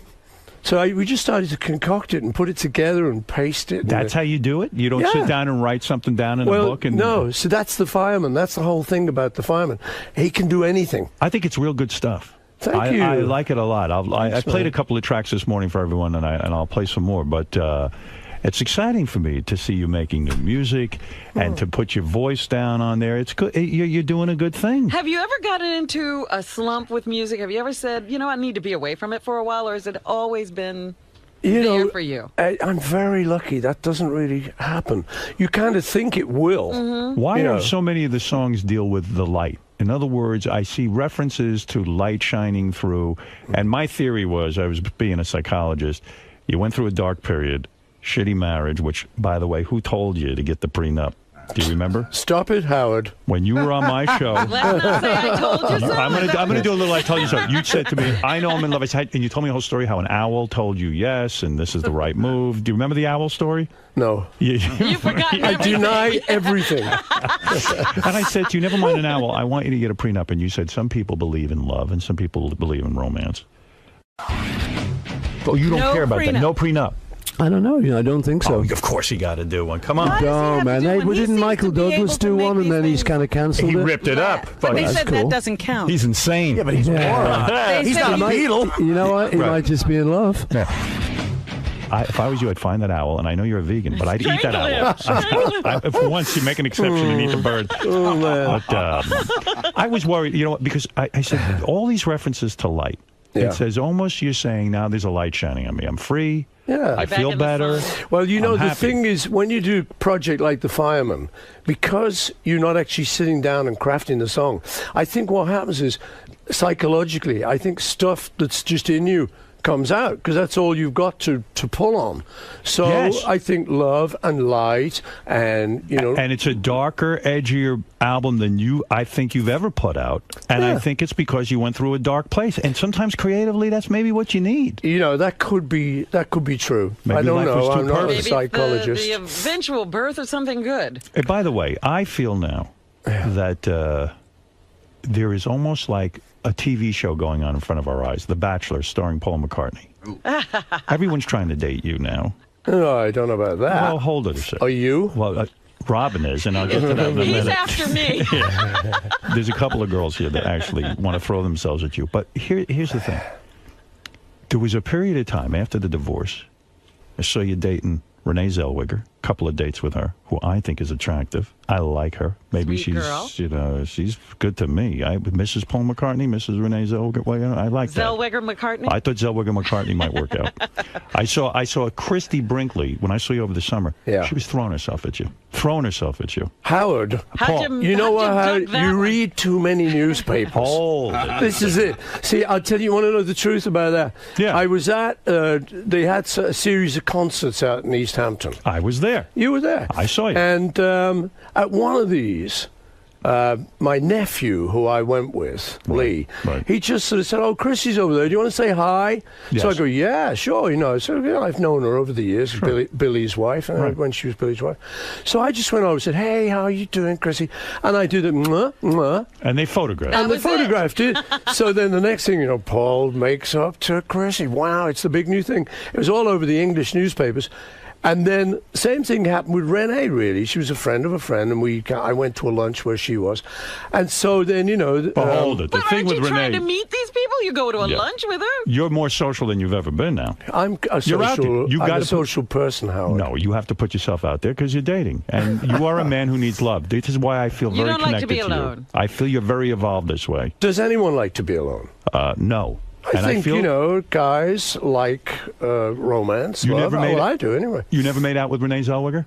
I did not. And now, Howard, you're going there again. I remember last time Why I came wouldn't on you, the though? show. She's fine. She's a very nice person. But not your type. No, I mean, we The date didn't work out. It wasn't like that. But it is like that. No, it isn't. The romance. If you didn't Howard, like her, you would I have gone was out there. with her again. I was there. I was you the attracted guy. to her? Are you attracted to her? I think she's a very nice person. But you would not go out with her? I think you're a very nice person. Would you go out with me? No. I would. Was there a thing with Rosanna Arquette? Yeah. Now, Rosanna Arquette, that was the other one. There were some ladies during that summer that I did date, and I would love to have sex with her. Rosanna Arquette. But Howard, I think you would love to have sex with anyone. I mean, Anybody who would. or am I wrong? You are right. I thought so. So you were into this whole dating scenario that I was following because I'm worried about you. I am. I want you to find love. I want you to be connected to somebody good. I was horribly affected by your divorce. I didn't like what was going on one bit. And I was I don't very know if you vocal heard about us during that time, but... No, I didn't. I was in England. Probably a good thing, was it? But you know what I respect about you? You took the high road. You know what, man? I mean, things don't always work out, You're and telling me. you know that, Right. And I like the idea of trying to be kind of reasonably dignified. I don't think it helps to really go mouthing off all the time. And the other thing you got to remember, I got kids, you know. And you got a daughter with Heather. I got a little baby, yeah. And so that's very much part of the equation. So in truth, what I'm trying to say to you now is I don't really talk about that. Good for you. So should we talk about the fireman? Are you happy? Yes, I'm going to talk about the photo. Are you happy with this new broad you're with? No. Who's that? The new woman. The rich one. I like her for you. I'll tell you why. The New Yorker. The New Yorker. I'll tell you why I like her for you. And I'll get off it. But let me tell you why I like this broad. I don't know her name. Nancy. I like her. You do know her name. I had to think about it. Why do you like her for him? Because Nancy Chevelle, she got her own You money. don't know her name? And that's a good thing. Sir Paul's got to be very, very nervous about that. Everyone knew her as You're a very Nancy. wealthy man. Everyone knew her as Nancy. Yeah, you know that. I know. Okay, right. It's all coming They true. said her name was Miguel, but she called herself Lily. You understand what I'm saying? So my point is, this one, I don't know her from a hole in the wall. What do I know about you and your dating and whether she satisfies you sexually? I don't know. What I can only guess. Yeah. I mean, who could satify you sexually? You're Paul McCartney. You. You think I could? I've got a feeling, Howard, and that's really why I came on this show. You never made love to a man. No, I haven't actually, no. There's a new book out about John that claims Have you read that book? Have you read that? You know, that rumor came out a long time ago, and the thing was, the person that started the rumor, the book that it was in, he didn't know John. Right. And whereas I did. So I said to people, around about that time, I said, look, I was on tour with John. I grew up with John. We slept in the same bed in hotel rooms. We topped and tailed it like kids do, and you're growing up. And I said, and never once did I see any hint of that. Now, we spent drunken nights together. Right. I think there would have been a hint. Don't you? When he was out of somewhere. If he was gay, I think there would have just been a hint somewhere. But it was a rumor started years ago that I think it's a nice story if you can make it stick. But I don't think it's true. Here's what the book claimed. Your sexuality was so powerful over him. He was so enamored of you, so attracted to you almost, that you could have your way with him, not sexually. Did you feel a power but in business, over him? that you had that he was sort of at your mercy because he was so in love with you. That was the theory in the book. Well, I like that theory. Yeah, you wish that could have been true. No, man. No, not to have sex, but to be able to control him more because it would have been a little bit easier business-wise. But Howard, listen, man. Yeah. You can make up theories about anything. Do you imagine if you were gone and he was here, they'd be saying he had the power over you? I think that might be very true. I mean, we can make up anything. And that is really, particularly with the Beatles, that's what happens. They just take one tiny fragment of evidence and they blow it up into a book even, Yes. Now, the thing is, let's start right here now. Why is she behind that glass? Because she is keep her away from you. Robert is so powerfully attracted to you and the power you have over her. That's true. You know what I mean? We she can is make in that love with stick. Sure. Make it stick. She's in love with me. Trust me. You wish. Come on. He's already started that rumor. Do you want 30? While we're talking about love for a second, and before because I want to play some tracks from the record, and I'm gonna be very complimentary because you did a good job here, and when you do a good job, I'll let you know it. Thank you, Howard. All right. Now, Robin, do you want to say something to Paul about how you feel about him? Well, I just you said this morning you would like. Go ahead. I'm throwing my hat into the ring. You need someone to be with, and I'm here for you. And I'm a vegan, so we don't have that issue. Robin, what is going on? I'm thinking I'm just coming on a radio show, and this is. It's the dating game. I was shocked. Think she we could said be she very wants happy you. Together. Well, I'm very flattered. Isn't she a perfect date for the inauguration? Take me to the inauguration, Paul, please. Now Artie wants you too, but I'll let him tell us about that. He can have his turn later. In all seriousness, there does seem like there's a sweepstakes out there for you. It's a dating sweepstakes. And listen, and you know what I'm going to tell you? Enjoy yourself a little bit. Just imagine being an eligible bachelor. Yeah. It's like at this time. That'd be good. It's like your daughter Stella said. Dad, be a little more selective. The kids would Did like she say me, that? Paul. Yes. The kids would like me. Kids like me. Yeah. Do they? Yes. Well, okay then. It's inauguration all the way. So, no, you listen, Howard. You are bad. You know, you come on this show. You just make all this up. I love you. What have I made you're up? bad. What have I made up? You were dating this girl. No, Nancy. you made that up. Yeah, but I mean, you know, you're throwing Robin at me. She loves throwing me at you. Show Paul your breasts. Oh, stop it. I don't think he would like that. You ever dated a black woman? Ever gone interracial? Sure he have. Oh, what do you mean, how do you know I that? know all about it. Have you dated black women? Yes, I have. You have? When was that period of time? Back in the day. Before Linda? It was in the day. It was really? Before John fell in love with me. Stop it. Too much. Yeah. All right, listen, we have to get to a lot of stuff. When you come in here, it's not often I get a hold of you. Oh. I think you were just rejected. I'll live, I suppose. Robin owns 2 homes, by the way, just so you know. What do you think of that? Honestly. Right. So now, I made, you know, like I was thinking of making my pitch all this time. you got to answer some Beatle-type questions before we get to That's okay. I like the Beatles. All right. Very good band. Just tell me something about Abbey Road for 1 second. Because we were having a discussion before you came in and everyone was throwing out questions. I had heard that Abbey Road was not supposed to be called Abbey Road. You were going to call it something like Mount Everest or something. Yeah. This is true? That is true, yeah. What is the story there? Well, you know, you're making an album, and towards the end of the album, you start thinking, well, we need a title for this. So you're looking around, you're fishing around. And the engineer, Jeff Emmerich, who is our Beatle engineer, who did all the great sounds for us, was smoking cigarettes called Everest. They like a kind of menthol cigarette at the time. And we kind of looked at that and said, Everest. It's kind of, you know, it's big, it's heroic.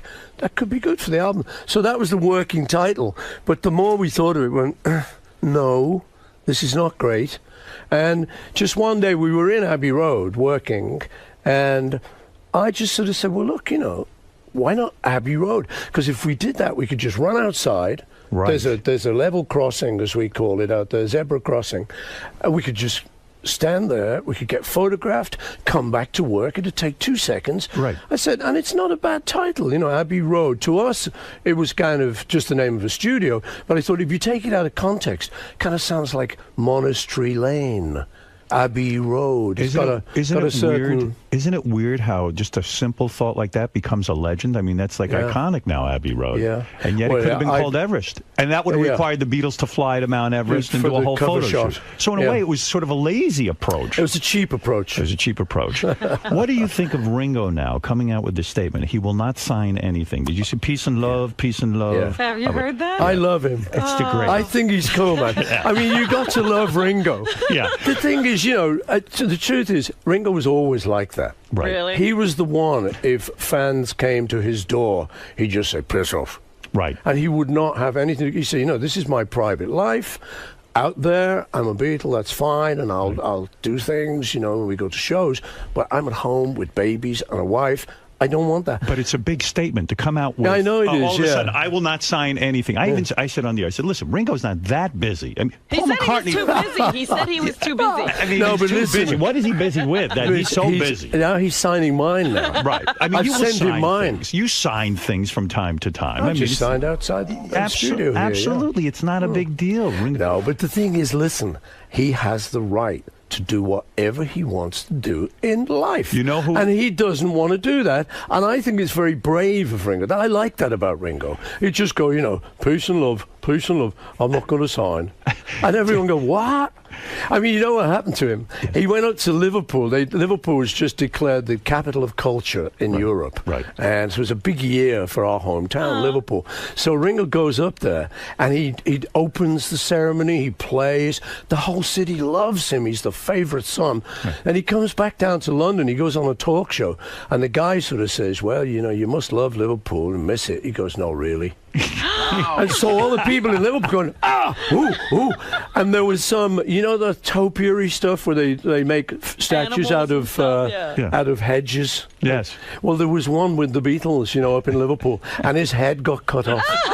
shortly after. They were mad at him. They were mad at him. So he, I mean, rubs you've people got to the wrong love way. him. I love him. I play that statement almost every day on the air. But you know how you get him in they're line? now saying that he's refraining from making any new messages because he got so much flack from that. You know who's sitting and waiting to sign things? Pete Best. He'll sign anything. We've had him on here, you know. When you release these early Beatles anthology things, you know, like Yoko gives you permission whenever you have to go through all that mess. How you two doing? How you and Yoko? Fine. Yeah? Yeah. Wasn't there a 13-minute track you wanted to release that the Beatles had done, and then Yoko said no? It wasn't Yoko, actually. No, I think George didn't like it at the time. Right. The thing is, I was asked to do something in the 60s, and I was kind of grooving around London, and the other guys were kind of living out a little bit in the suburbs. Right. They'd all got married, so I was just kind of grooving around, and I got asked to do a piece of music for a thing called the Carnival of Light, which is a real sort of hippie thing, man. Right. And it was great, you know, and the guy said, you could do anything. So I just went into the studio before a Beatles session, and when the guys came in, I said, look, can we just have 15 minutes where I'll just organise a little bit of craziness? Is everyone up for it? And the guy said, yeah, sure, you know. So I said, okay, well, just wander around and just hit anything you want, just say anything you want, just play a bit ding on the piano, right. or go on the drums, or say, avant-garde music. Yes. Avant-garde. Yes. As George used to call it, avant-garde a clue. Yeah. So I said, well, we'll just do this for 15 minutes, and then that's me covered. I'll give it to the guy. We'll put a lot of echo on it. Right. So we did that, and it is 15 minutes of avant-garde Beatle music. Now, because the Beatles was such a big thing, it now is of interest. Right. But, you know, I meet people at like my kid's school. There's like a nice dinner lady there who I chat to. She said, ooh, new Beatles music, 15 minutes. Ooh. I said, I don't think you'd like it. Right. Nobody might. It's not what you're thinking it is. Right. It's kind of, hey, about you. Yeah, whoop, whoop, whoop, whoop. But you were willing to let it out there, but Cool. George was against it. You know, and I thought it might be good on the anthology.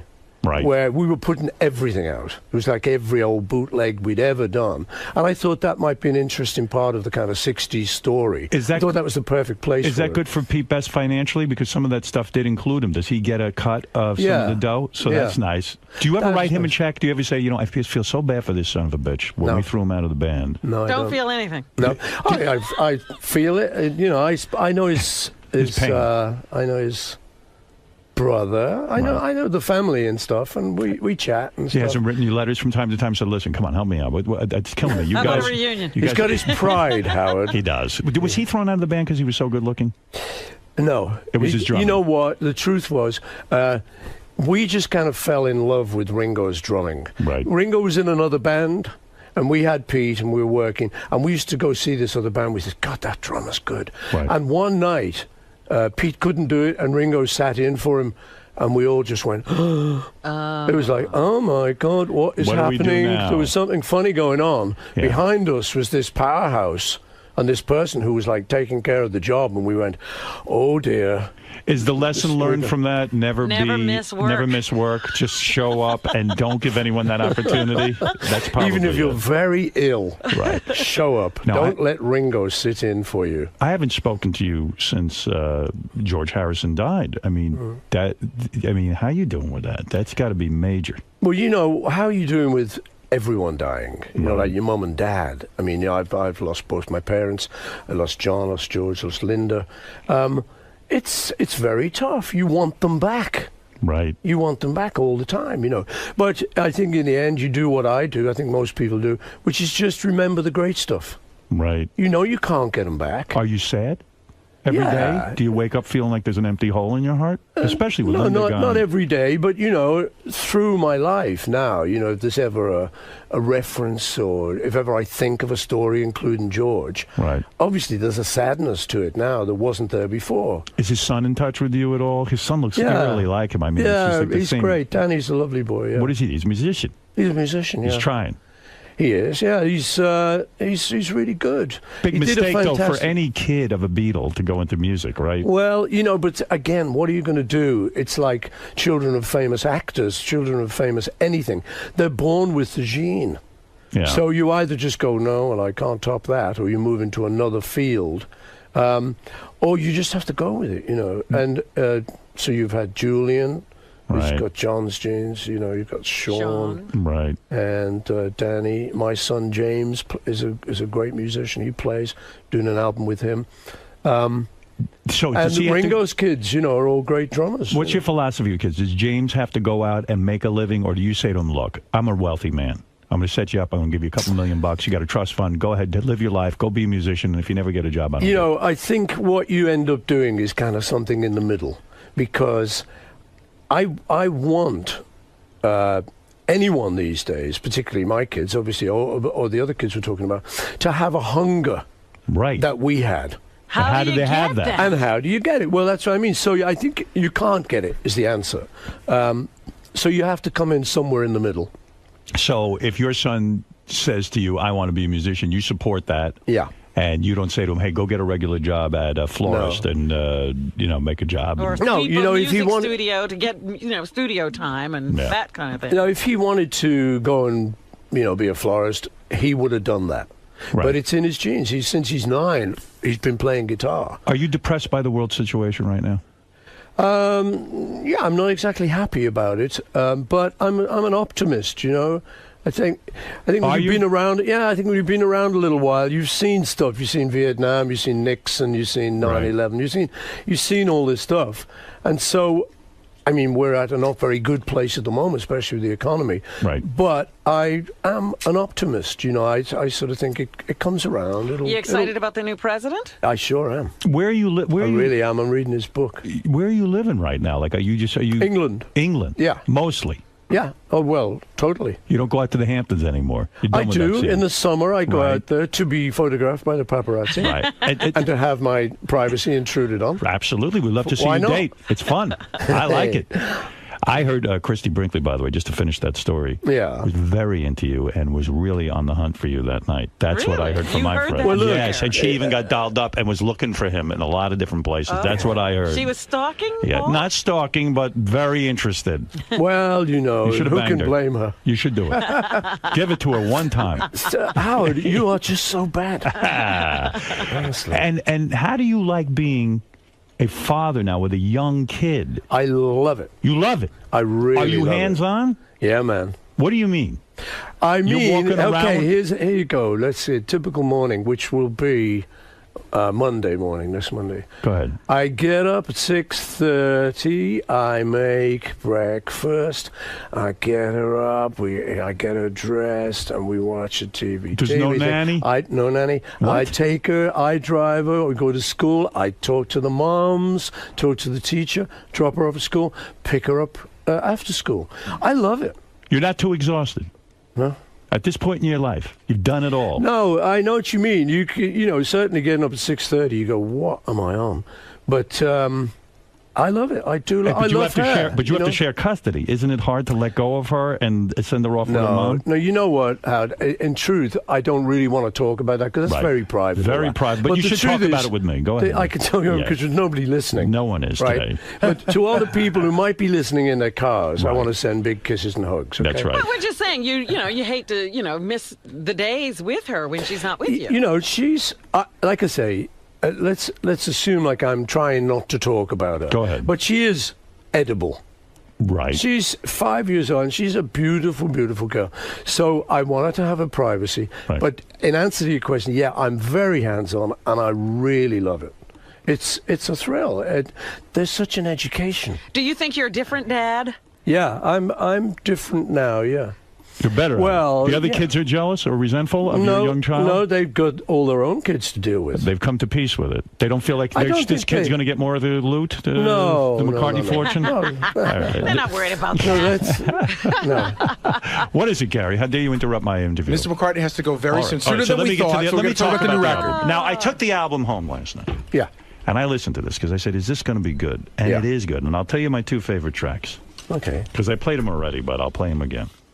Now, I don't know if do you put out a single with a record like this? You kind of put out like a radio play single kind of thing, yeah, but it's not like... What's the single? Sing the Changes. That's number 3, I think. Yeah. Let me play a little of this. But I feel the tracks that you should go with are singles. And what do I know? You might know something. As you know, my favorite McCartney song is Blackbird of all time. You understand that? Oh, thank you. Well, of course. Everybody should have that as their favorite song. No, they shouldn't. They should What is have your- Maybe I'm Amazed. That is from Wings. On the cusp. On the cusp of the Yeah, okay, Wings all and right. I like the two tracks, Or Hey Highway Jude, there's and Hey Jude, Light too. from Your Lighthouse. I feel you really hit the nail on the head with these tracks. Oh, Well, cool. let me hear, Let's play them. what's the single. All right, here's the single first, because I didn't play this Yeah. morning. Not saying this is a bad track. I like it. Yeah. I'm into it already. Listen want to to that dance. guitar. I love this. How could they just make this up in a day? Now, by the way, that's pretty impressive. Made up in a day. You're saying there's 13 tracks on the record, and you did each one in a day. Yeah. And I want to hear one of them now. Oh, okay.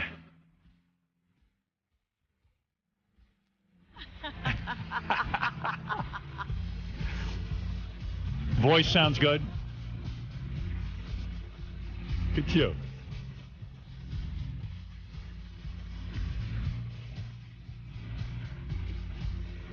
You're excited about a new record.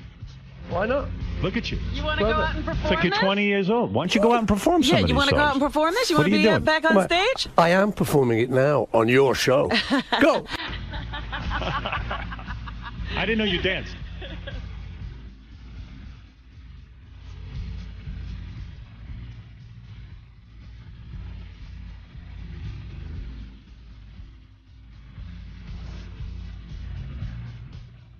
You sound good.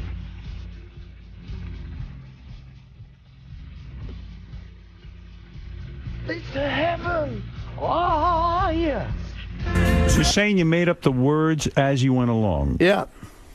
Yeah, it was... Don't you have, doesn't that lead to regrets, though? I mean, don't you go, maybe I should put more thought You into know it. what it's like? Improvisational theatre, improv, that I've heard about for years. You hear actors talking about it, and I always thought, I wonder what that'd be like, you know, just making it up as you go along. And this is that. Yeah, you don't want to tinker with it at all while you're listening. Well, no, because once you do it, I mean, that's it. The whole idea is that you're kind of dredging up something from your subconscious. And so then you're just going, okay, now what is this? And actually, a journalist the other day from Rolling Stone was, he read me back the lyrics to this one. Yeah. And it sounded like a poem. I'm going, wow, because I've never heard them. I just made it up. We cut it and pasted it. The producer did, and I just go, yeah, that sounds nice. It's a good record. But Here the to lyrics me, are actually not bad. Here to me is your best track on here. I mean, it was based on one album. Listen, you know, this is good. Very good riff here. I like this. And I like your voice on this. Highway. Yes. All Very right. good. Running to the night, looking like a wreck. Got too many highlights and a bite on the neck. Looking for something. Come around. What's that sound?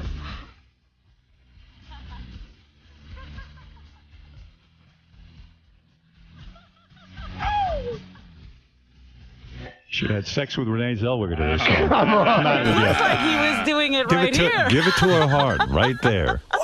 Wow. That's good. Howard, honestly. Let me that's good. And the other one I really like is, and I'll play these all the way through later, but because I got limited time with you. Here's this is another one. By the way, if my children are listening to this, don't listen to Howard. Ever? He can sometimes be a little vulgar. Don't grow up like this, children. Oh, come on. He's nice. He's lovable. But You love him. I do love Let me him, ask you a question. but not in Personal that way. question. Did you have to go to your daughter Stella? She was very vocal against you getting married to your previous wife. Did you have to go to her and say, "Honey, you were right"? No, we don't talk about stuff like that. You don't with the kids? You just get on with it. It's okay. You got a better attitude than I do. Do you play Guitar Hero? Do you play any of these video games? No. You've seen any of these new movies? I've seen them. Yeah, they're doing a Beatles one. They are. Yeah. You're okay with that? Can be quite cool. Yeah. Yoko said okay. We'll do one. Yeah. I would love to be We at these all meetings. said okay. Yeah. No, it's going to be pretty cool actually. I might learn to be a Beatle. In the office, we were talking about how, can you believe that they're still playing Beatles songs and young people are turned on to Beatles music? Oh, my kids love it. Did you ever dream in your, No, we didn't think we'd go beyond a couple of years. That was was the truth, because nobody did in those days. So we just suddenly, after a couple of years, we were like, oh, we're just starting. How about my daughter just finished, she just graduated college. She just finished a college class in the Beatles. Yeah. And loved it, like her favorite thing. Wow. Like a college class. I know. It's That's amazing. insane. Isn't it? Yeah. Paul, you should let your kids grow up listening to Howard. I grew up listening to him, and look what happened. Yeah, well, see? Children, take a look at this guy. Paul, let me ask you He's something. lovable. Artie, this is Artie, Paul. Artie's struggling with drugs. You struggled with cocaine for a good year, right? True? When you were with the Beatles. I didn't struggle. I never heard that. Yes, Never heard drugs yes. with him. Paul struggled. Never heard drugs with him. He got arrested. I was a young man, and that was part of the picture at that time. But I would advocate young people not to do it. I know it's no good, man. Yeah, but how did you get off cocaine? You were addicted. Were you? I was not addicted. No, you were addicted. You were on it for a year. Honestly. Everyone knows you were addicted. And why are you lying? You didn't know you were addicted, but you know what? I was actually very lucky because all this stuff is, as you know, and everyone knows in the world, the kids know particularly, it's a peer group thing. Yes. Suddenly it appears and somebody's doing it, and then you go, oh, I don't know. And you don't have the wisdom to sort of say, no, I can stand back from this. But you tried heroin, too. No, not really. Yes. No, What do you mean not really? No, I didn't. Well, what happened was the same person I knew who had introduced me to coke. He did heroin, and he once sort of said to me, "Do you want to try it?" You know, Right. and I just the fear. I just sort of said, "No, no." Like no, snorting it, right? Or not? Yeah, no needles. Yeah, no, yeah, no, but no, John no, no. and Yoko got into it. Were you? I understand they did, but that was not when I was with them, so I don't want That to was kind of not say your anything. thing. That's I don't know. Right. No, but the good thing was that I kind of got really fed up of it. Because you can get easily fed up of it. Yes. Because it's a kind of. Oh, really? Because Kind of I wasn't making a joke. I had read that for a year you did cocaine and you felt that you were addicted to it. No, I wasn't addicted to it. No, I sort of did it because it was like the thing everyone did, at that time. But I was very lucky because it was actually just before it broke mainstream. So for that year, I just sort of did it and then went, oh, you know what, this is a mug's game. And I stopped it. And then, like, just about everyone I knew in the world, including lawyers, bankers, businessmen, right. everybody, The straight people, suddenly started being really heavy into it. So I was very lucky. I actually got out. Good. Right there and then. And I said to kids, because a lot of people knowing, the good thing about this is you can advise kids. What I used to say to kids, I say, look, I know it's a peer pressure thing. So what I would advise you to do is you can't kind of say, oh, no, I've never tried it. Because then, oh, you've never tried it, sucker. So I said to them, no, what you do is you say, oh, no, I've been through that. I gave it up. And they go, wow, cool. Yeah, actually, that's a good point. Just bullshit them. Why Do you bullshit? still Bullshit. smoke pot? Do you still smoke pot? No. You don't smoke weed? I don't do You still nothing vegan? like You that. still veganing up? I'm vegetarian, not vegan. Oh, why? Why? Yeah, why not vegan? You'll eat eggs? He likes I like cheese and cheese eggs. My thing about it all is kind of cruelty to the animals. That was the original thing. Right. So you don't have to kill a chicken to have an egg. Why did you? In fact, if you leave a chicken's egg, if the cockerel hasn't got there, she will leave it too. So that's kind of doesn't hurt anyone. A chicken really is an egg is a chicken abortion in a sense. True. Not really. It's not how we like to think of scrambled eggs. But anyway, Howard, listen, I'm really glad you like the record Fireman. Let me ask you a question about I'm Fireman. pulling it back to the Why original. didn't you call the record McCartney record? Why Fireman?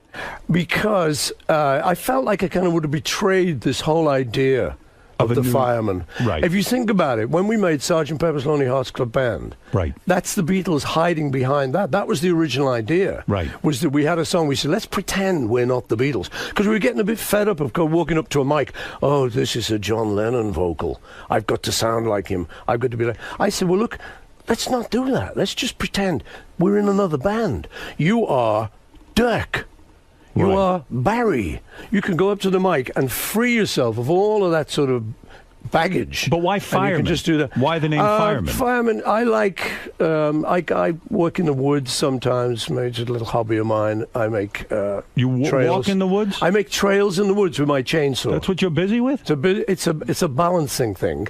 So consequently, you make fires out in the woods, so I like that. My dad was also a fireman. So you are you identify with firemen. That's that image. All right, listen. And plus putting on the concert for 9/11, you know, the firemen. Next time, if you ever come here again, I want to talk to you about coffee enemas, which Robin receives. I want to know if you're into that at all. That's right. Robin is into that. But I may here's what never be back, Howard. You'll come back. I'll see you again. You don't want to ever have Paul, that I'm getting the high conversation. sign, but I'm going to leave everyone with a song that I think is one of the best tracks on the Fireman Let's record. do it. I'm going to play it right now. Howard, thank you for having me. Robin, thank you for proposing to me. Do me a favor. I love you. I never have enough time with you. I would like to. guys. You see this movie, Frost Nixon? I need you to give me 18 hours. Yeah, okay. We'll sit down, we'll videotape. Yeah. And it'll be your complete life. I will go through everything. It would be great. I want. Robin suggested I do this after she has sex with proposal. you.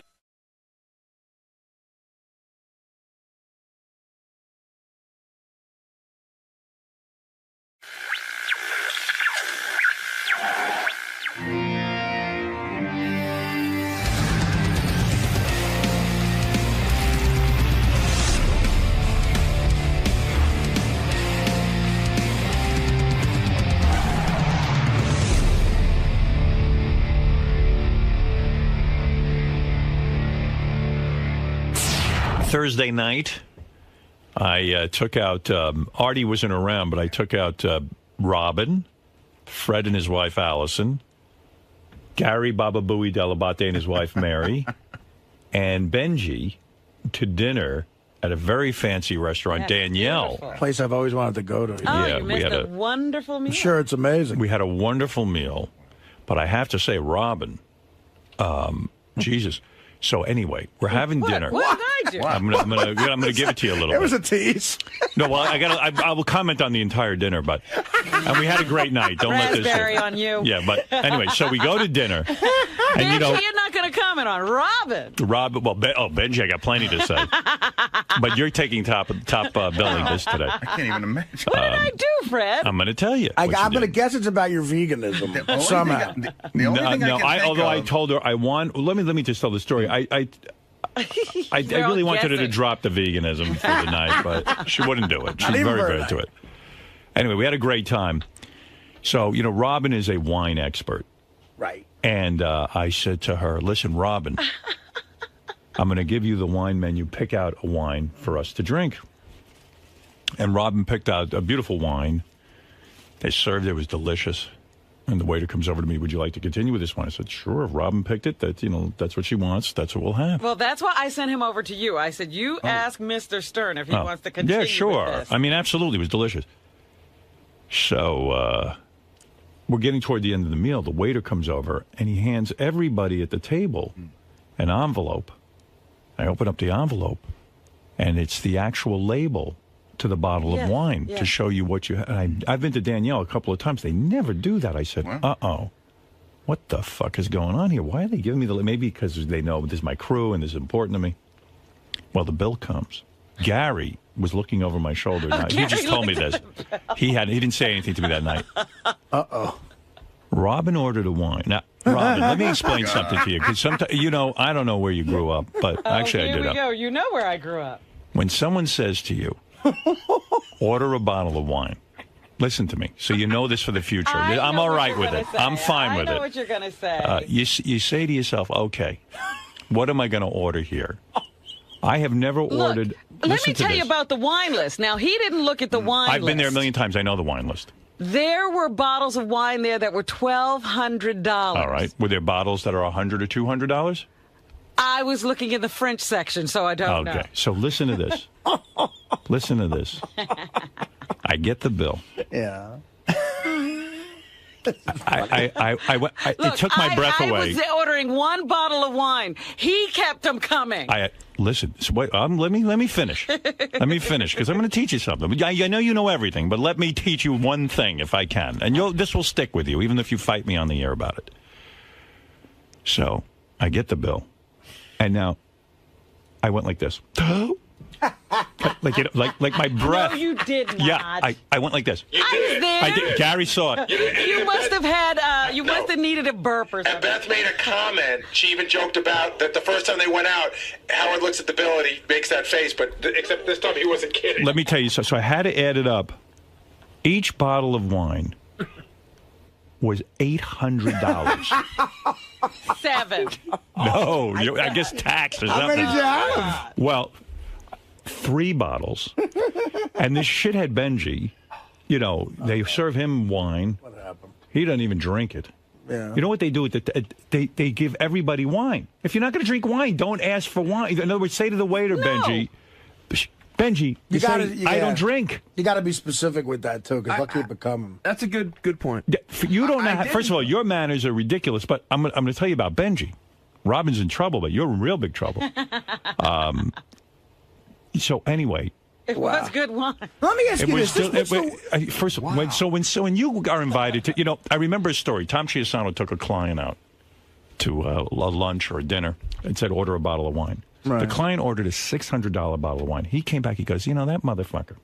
If I wasn't paying for it, you think he'd ever order a $600 bottle of wine? Now, I've never ordered an $800 bottle of wine in my life. It must have been good. Well, I would say to you, if I was doing that, I would have ordered that wine. You are insane. Okay. You're a high roller. It's one night. Wow. Now, not every night. Let me ask you something. So the wine bill alone was over $2,400. Oh, man. Wow. I didn't tell them to keep bringing it. Well, listen, I said to myself, Robin knows. I figure Robin will go order a $200 bottle of wine. You should have ordered yourself. Don't ever ask me to order. Oh, did I learn my lesson with you? I will do what I would do. Oh, my God. Wow. And I even said it to Beth. I said, Robin would have ordered that if we were out to dinner. Yes, I would have. I said, but I've done it before for you. I said, she's filing for bankruptcy next week. Now, let me ask you something. The waiter at a place like that. The waiter... Because the waiter comes over to me, and I should have figured it out. He said to me, do you want to continue with the wine? But they always ask you that. And I said, sure. I said, whatever Robin ordered. But a waiter at a place like that, he knows you're a regular, this guy? Yeah. Have you seen him before? Do you think it's proper for him to say to you, sir, this is more... No, it would be embarrassing. It's embarrassing, right? So he heard me say to Robin, order the wine. Right. Robin should look out for me, but she didn't. So when he came over and said, should I bring that again? He came over to me. I said, you have to discuss that with Mr. Stern. But he didn't discuss it with me. You should have said, Howard, it's $800 a bottle. Oh, but that's interesting. I mean, but Robin did say that probably in wanting the guy to say, no, but... I wanted him to. I was all right with it. That's the reason I sent him over there. I didn't obsess on it all week, and I said to Beth, listen, Robin's a high roller. Oh, here we go. What are you saying, Fred? Do you think... I'm flabbergasted. I don't think I've ever had a $700 bottle. No, this was $800. $800. Well, that must have been taxed. I knew things were a little pricey because I ordered a scotch there before you guys got there. And Trust me, the scotch was fine. No, but the scotch is a little pricier in that joint than they are in a lot of other places. The whole meal without the wine would have run me about $1,200 or something. For that amount of people, that's actually pretty good in Manhattan. That's reasonable. But the $2,400, Robin jacked it up too. I'll pay you for the wine. No. I will. Here's the question I have. Look, all I can say is that Gary, am I right? No, here's the question I have. Wine, I know Robin said that when the guy came back, she said, you have to ask Mr. Stern. But if Mr. Stern doesn't know what the bottle costs, of course he would say keep it coming because he thinks it's reasonable. But there's an indication there when I send him over. Look, you better take a look at this. I was at the table, and I missed the signals you two had, the indication. I didn't have any signal. The signal is, look, you're paying this bill. You ought to know what you're doing. But how would he know? How would he know what the price is? Because when the guy says that, he ought to say, well, let me look. And as Gary points out, Robin's off on that one.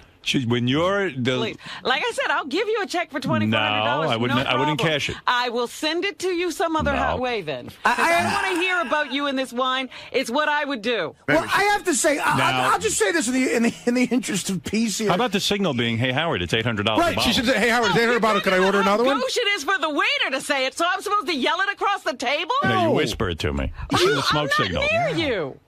And by the way, Wow. So Gary indicates that he did not drink any wine. If he had, he said he probably would have driven it up to 4 bottles. I didn't. I said to the guy, he gave me a little bit, and I gave mine to Mary. If I was drinking wine the way I drink, we'd have been at 4 bottles, easy. Right. Well, thank God Benji didn't drink the rest. Wow. Well, you know, you two are very. Any of that wine. You two are very, very generous with each other.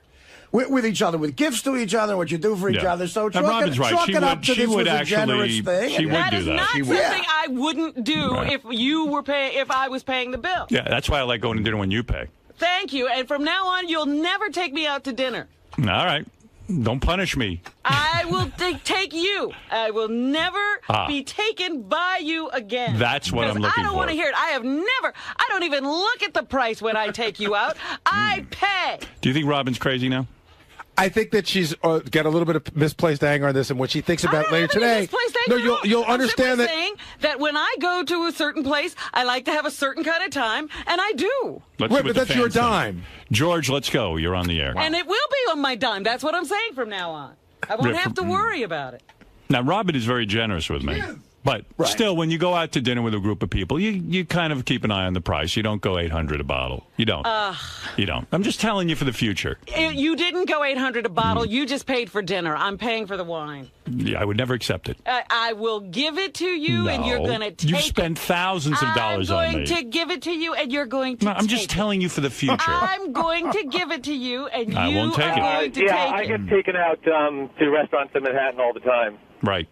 And people, it's just not called for. It's way above and beyond. I've been to Danielle, Oreo, all the best restaurants, and it's just rude. And you take a medium-priced bottle of wine, maybe $200-300, but $800 is just way over the top, and doesn't show very many manners. I don't care what you say. I'm paying for the wine. I'm adding to the dinner. And paying for the wine while someone else is buying is rude as well. Yes, that's even more rude. Now you really this up is rude as well. Well, we do a radio show. It was too good not to. I had to. To bring this up is very rude. It is. You just don't take me out to dinner ever again, or ask me to buy a bottle of wine. Don't be silly. I think Robin might be catching some unnecessary shit here, but I think it's a lack of communication. I think what I would have done is maybe gone over to you and say, look, I know wine and how, maybe have a conversation. Howard, are you comfortable with this? Look, we can have a great bottle. It's an $800 bottle of wine. We can enjoy one of them, and then maybe you choose another wine afterwards. How are you comfortable with this and shown it to me? Across the room from him. I know, I know. Me in this position. I wouldn't do that across the room. I would say, look, we could experience this, and then maybe go to something later. Well, that's why I was trying to send the guy there to say, no, just tell him to pick another bottle of wine. Just say for the future when you go out to dinner with other people, not me. I wouldn't do that. I'm always taking everybody out anyway. Yeah, me too. I always foot the bill. Now, Benji really is something else. So, first of all, thank you, George. Benji. Thank you, shithead. So Benji. He probably takes nobody up for anything. Well, he knows rudeness. I say, Beth said, let's make the reservation for 7:30. I said, listen, my crew gets up early. I knew Robin was leaving the next day. You were going off to, I don't know where you were going. You were going flying for an enema. It's another thing. Flying for an enema. Enema. And I wouldn't buy a $1,200 bottle of wine. Right. So I said to Beth, let's make it for 7 o'clock because I said maybe Gary's staying in the city. I don't know what's going on. When you live out of the city, that's tough to negotiate. Yeah. So we make it for 7 o'clock. Robin, Fred, Gary, we're all there. Right. Basically 7 o'clock. Within 5 minutes of 7 o'clock. Who's not there? Benji. And he lives in the city. Now, Benji knows I'm not looking for him anyway. You know what I'm saying, Robin? Right, I mean, he's getting in by the skin of his teeth into this group because he sits in the studio during the show. And I love Benji. Don't get me wrong. He's a good guy. But he's been here a decade. Right. Longer, actually. Quite frankly, we've discussed this. Benji's there should be in the Sal Richard category. Except that Benji works in the studio with us. So therefore, he's part of that dinner. So I invite him, and no Benji. A half hour. Now, everyone was hungry. We were all starting to drink. And I said to the waiter, look, I don't know where this guy is. I don't know what he's doing. Half an hour late? Half an hour, Artie. Ben, come on, you know where wait you a work, second. man. I'm not How even could you done. do This is just the beginning, and I'm sure Robin and Fred can fill in the holes, but and Gary as well. So I'm sitting there, and Robin knows I'm getting annoyed. Right. Because you know what? I'm only good for so many hours. And when I'm drinking, it's like, I'm gonna fall asleep. And the waiters are standing around, and everybody's waiting for us to do something. We're waiting for Benji. Yeah. So we're waiting and waiting, and finally I said, "Listen, let's get some stuff. Let's get some appetizers and things." And when this guy shows up, and now I'm down to calling him this guy, like I don't even know him because I'm so fucking mad. I go, and I even said to Robin, I said, "What could he be doing?" What's holding him up? This is an important function. I'm his, quote unquote boss. It is. It's a time to be impressive. At the very least, be on time. It's a work thing. Yeah, and he knows I hate that he's not prompt because even on the show he pulls the same bullshit. Right. So maybe he got a mental problem. I don't know. So he walks in, fat as ever, sits down, sweating profusely. Now, Artie, you've seen it up close every day, but I mean sweating. Like he ran to the dinner in a suit. And then he sits I was thinking Robin was going to sit next to Beth, but Robin sat down next to Fred. And Benji... I didn't see the chair open next to Beth. That one was for you. Oh. There was a whole discussion about where Robin will sit. But... When Benji showed up, I was like, where's he going to sit? And then I saw this, he, sat there. And without Benji, you could easily have leaned over and showed Howard the price of the wine. Yeah. Exactly. Benji. That's Benji's fault that this all happened. So Benji sits down. There's a deflection. Sweating profusely. Where were you? And his answer was, Gary, what was his... Fred, do you know? I know his exact answer. Go ahead, Robin. I started to get ready at 6:15, and I miscalculated. Yeah. Now, the guy has to throw on a suit and come here. I mean... who knows what getting ready is, but he didn't get ready until 6:15. Start to get ready until 6:15. So, like a chick, he shows up late, like I'm on a date with this guy. Then he shows up, and... So the meal is delayed. But 7:30 dinner? 7 o'clock dinner. 6:15. He shows up 7:30. So he orders a dinner. Now this fucking guy is so fat. I mean, how much you weigh now, Benj? About 235. Okay, 235. Shows up. He's not going to order an appetizer. He's not hungry, he says. Now, I said, Benji... he's making all kinds of hubbub. Yeah, like a whole thing. I go, Benji, look at the size of you. Stop lying that you don't eat. Yeah, what do you mean you don't eat? What do you mean? What are you talking about? You're not going to have an app. Do what everyone else is doing. Just fucking fit in. So he's carrying on. So he calls attention to him. So I told him. So he orders an appetizer. What'd you get? The tuna tartare? Yeah. Okay. I remember. I was more obsessed with. I don't know what I ate, but I know what this fuck ate. And he orders tuna tartare, which he barely touches. And by the way, the other time I took him to dinner was Nobu, and he wouldn't eat any fish. Okay, so now he's ordering tuna tartare. So now at the table he orders fish, tuna tartare, and he orders a trout or something. I don't know what he ordered. A bass, some bullshit. It was and a bad choice of fish. And then all of a sudden he goes, "I love fish. I love fish. I love it." And I'm remembering at Nobu, he didn't love fish. Now this place has meat. This place has everything. They'll serve you a fucking duck and a pig and a chicken. They'll serve you game. They'll serve you anything you want. They'll kill a lion for you and cook it. I love fish. All right. You don't love fish. You don't eat fish. At Nobu, you wouldn't eat fish. That's the greatest fish place in the country. That's not true. I ordered a fish at Nobu. I had salmon at Nobu. Okay. All right. So he goes, "I love fish. I love fish." No, because you were yelling at me that I wasn't eating. Wait. I said, "This is great. So we start eating eating dinner. Everyone's done with dinner. Benji's whole plate of fish is still completely there. No. So I go, "Benji, what's the matter? Don't you like it?" "I love fish. I love fish." The waiter comes over, he says, Can I clear the table? Benji goes, "No, I'm still eating mine." Now, Howard, can I just give you a timeline on that? Yeah. So, Artie, you've been at dinner with Howard. You know, Howard likes to move things along. So Howard claps his hands and says, "Let's order dessert," which is the signal to let's clear the table. Benji hasn't eaten anything yet. When the waiter comes, he says, "Can I take your plate?" Benji's in the middle of the story. He goes, "No, I'm going to wait." So now Howard's dying to move it along and have dessert, and Benji's talking and not eating. Like Benji can't read a signal. Yeah, why is Benji he cannot not eating? read. Howard. He can. Why is he? Why is he not eating? He can't. He can't read the signal that everyone's exhausted. Howard, I like you. Yeah. But I don't give that much of a fuck. Yeah. Well, you know what though? Honestly, it was a Benji, nice if you're social going to get ahead in life, you got to read signals at a table. You're there with a bunch of coworkers, and you're sitting there. You're not eating. You never ate your fish. We waited 10 more. Eating. We waited 10 more minutes. I didn't want to order an appetizer because I didn't. Benji, we all were done, and then you said you told the waiter to hold off on desserts for 10 minutes. I didn't tell him to hold off. Yeah. You said, I'm still eating. That means they're not going to order dessert. And you didn't eat the rest of your fish. You fucking sat there with it. Fucking return the fish. You are... Bullshit. Gary was going insane, too. And I'm not the only one. And believe me, Robin hates you. She just I won't didn't say even it. know why he was there. Oh, Benji knows that.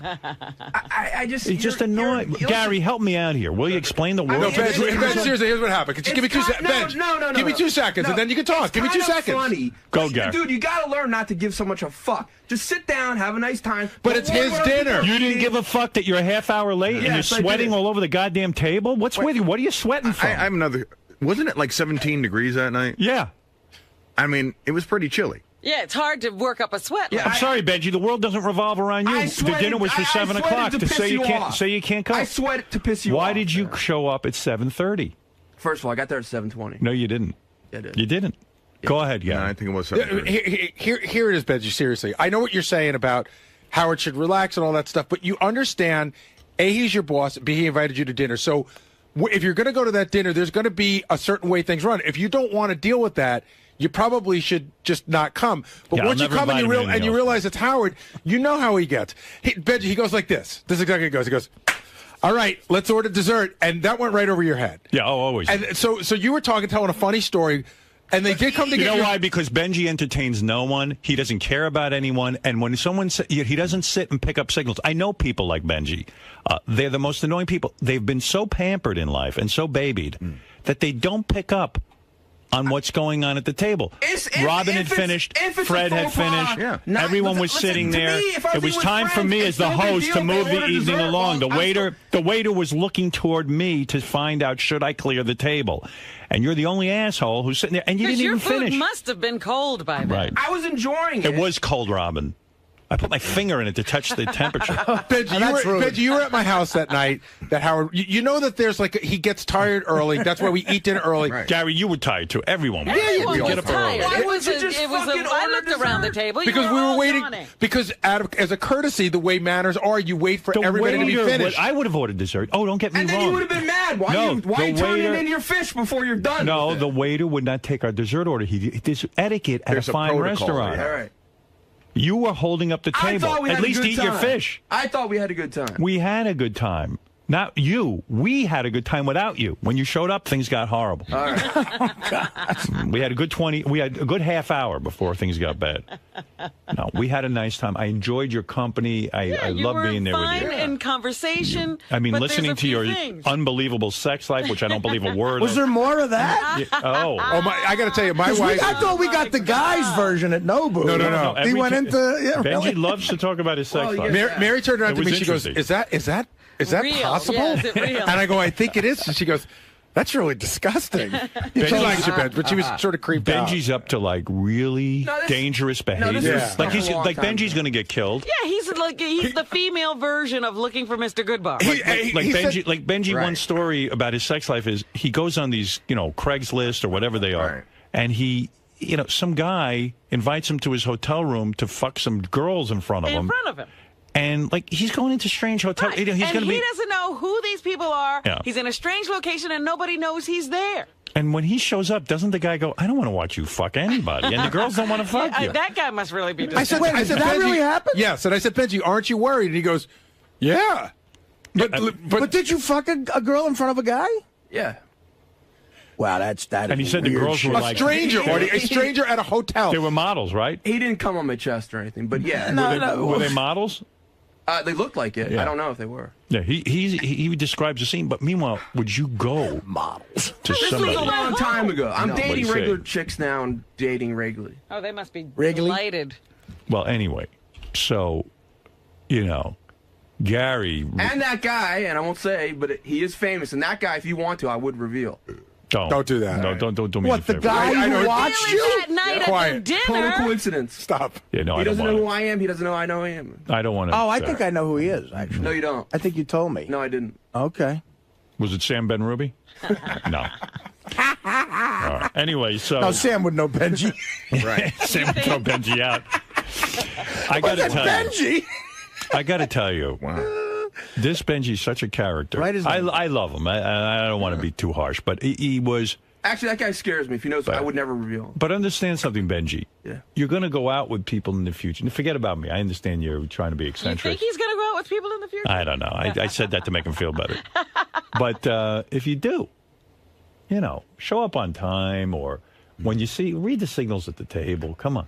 Or just keep up with what's going on. Yeah. There are no signals to be read. Everybody's doing basically the same thing. When their entree comes, they eat it. Right. Right. Yeah. Like that's the time to eat your entree. Save it. Don't save it for later. I was eating. And no, you weren't. But you realize never that finished. hold on, seriously, and I'm not being a dick, Benji. Did you notice that everybody's plate on the table, this is true, was empty, and yours was completely full? Well, you guys are pigs. You eat so quickly. No, really, but see, like you notice that stuff, and you say, either like I don't want to hold 7 other people up, so I'm either going to eat quicker or I'm going to forego what's left of my meal. When are you going to eat your dinner? I mean, what point in the night? And then we waited 10 more minutes, and you still hadn't eaten it. You never ate it. Right, you did not touch that food from the time the waiter you came. You weren't going to eat. I honestly didn't realize that that it would be considered a faux pas for other people to order dessert while someone else is still eating. Yeah, but it's not Denny's, it's Danielle. Oh, all right, it's like we're having a dining experience together. That didn't hit me until you said it. I'm sure there's no Danielle in North Carolina.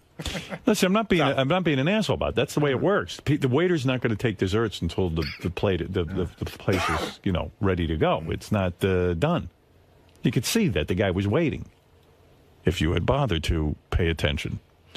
Well, anyway. Write down the name of the guy who watched your fucking chick. Yeah, I'd like to know that one myself. Really. Don't just you don't even. You know what? It's so boring. For the air. Is it boring? Do you know who it is? Yeah, it's nobody you know, and it's nobody anybody knows. He thinks the guy's famous. The guy has a high profile kind of job. He would know the job, not the guy. Oh. Yeah. Write down the guy's job. I do have to say that Benji's stories I was riveted. Benji is good stories. Riveted. Yeah. Benji's a lot of fun. That's what you should do in stand-up, by the way. You should tell those stories. I wish I could. Don't do it. Those stories he doesn't tell. Some of them work without. As the stories were going, Beth started going further and further away. She almost crawled under Howard. She started moving closer to me to get away from the disease that has to be crawling on Benji's body. They shouldn't even joke about that. Right. I would take a test on the air. Okay. Did you come to New York? Did you come to New York as someone from the South? And I'm being serious. Did you come here with the goal of being part of that outer fringe Andy Warhol gang, New York City? Nook and cranny getting blown everywhere. The underground crowd. Did you want to be a part of that thing? I've kind of always been attracted to anything underground. Not just sex. Just sex. It's more illustrated when it's sex. But I like underground stuff. Right.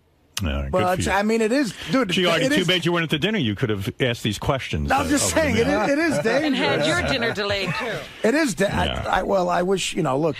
Anyway, we had a great time. I would love to have failed a piss test for an $800 bottle of wine. Horrible. Nah, come on. So I would never even bring it up unless we were on the air. Don't invite me anymore. I feel awful. I knew you would, but I had to do it because it was too good to bring up on the air. That's how much you care about me. Yeah, the show comes first. Roberto, you're on the air. Can I contribute a little at least? It's a given that Benji's a classless fat slob with big eyes, but Howard, come on, bro. All we need to know is that I don't care what you've earned over the course of your life. Just the $83 million that you earned as a bonus. You just pick up the check and shut up about what Robin ordered or didn't order. We're doing a radio show, sir. Now, I think when would you enjoy an $800 bottle of wine with your friends? Roberto, this is a radio show. So I bring things up. Read between No, the that's lines. not. You know what? That's not true because you drew. But I'm bringing up etiquette. I'm teaching Robin too. She needs to learn. I know etiquette. You don't think part of etiquette is just keeping quiet? Roberto, if you went to dinner, knows my etiquette, not his. Robin, the truth be told, I would never be mad at Robin for that because she's so generous with me. The idea that I got to pay her back a little bit would be great. So believe me, I'm not upset about it. Can I ask ask Robin a question? Yes. I got your back 100% on this, Robin, but I'm curious. You embrace this sort of vegan lifestyle, and you spend so much of your time detoxing, living a pure life. Why do you continue to consume alcohol? Yeah, which the that's a human good body question. just I don't sees as drink a poison? often, but I do like a glass of wine every now and then. You just can't get that out of your life. You can't. I certainly I'm not addicted to wine. I'm not arty. But I feel if I'm you're not addicted to wine either. you're detoxing and you're taking enemas and colonics. I'm not. Howard, Robin's an I was addict. going to get on a detox regimen when we were leaving, so this was my farewell to food. I agree with Roberto. I think wine and all alcohol should be cut out of your life. Well, again, my nutritionist says wine is okay. Well, then I think you can eat some cream in your soup. No, I can't. That tells me I just got to get a nutritionist that says steak's okay. You got to get a nutritionist that heroin's okay. That's what I did. I looked for one until I found one who said wine was Right. okay. I don't like you. Roberto is right, though, Robin. No, he's I not. always thought that was interesting that you've cut out every First food of all, except I'm wine. not an overindulger in anything. Right. I didn't say I as you don't were. overindulge in wine. Wine, again, you would like my vice to be cream and soup. I would like my vice to be wine. But you aspire to one day rid yourself of this need to drink wine. I don't have a need to drink wine. I like wine. I think you can't let go of the pretension of ordering $800 bottles of wine. That's what I think you can't let go. You're an expert. I'll tell you what, the wine attitude people is at the Danielle addiction. were impressed enough to give me the label. I mean, my God. What do they steam that off? Yeah. They must have been back there steaming. Hey, can Thank I you. have that? You know, I when I looked at the price, I was so shocked I forgot to take my label with me. Because someone asked me, said, well, what was this wine you drank? I said, I was, listen, I almost passed out at the table, so I forgot to bring the name. You were a little woozy and left your. Let me ask you this. What was the name of this wine, It Robin? was a Dujac wine. I'd have to look at the label, too, because they make a number of different wines. A Dujac. You didn't say that. please. You underpaid. A Dujac. I got off cheap. Yeah. Now, what do you think the restaurant pays for that bottle of wine? I've heard they mark it up 3 times. 300%, yeah. Wow. Yeah, That's so how they make their money. They probably get it for $250. Let me ask you something, Howard, about something that if you thought about with retiring. Say you didn't have the radio show and this happens. Would you just harbor resentment for Robin forever? No, in fact, that would fester. truth, it's not as funny to say this, but the fact of the matter is, I was kind of glad Robin did that because Robin's very generous with me I and know, everyone but on the show, and in order to pay her back, no, you're not. I'm using that as an example in your life. I mean, there seems to be a lot of things getting to know you that you get out on the air that seems almost therapeutic to you. Do you think that would be a problem for you without the radio no problem. show? No. Because you're just going to stop seeing people. Because no one will see me again. And poor Beth will see me.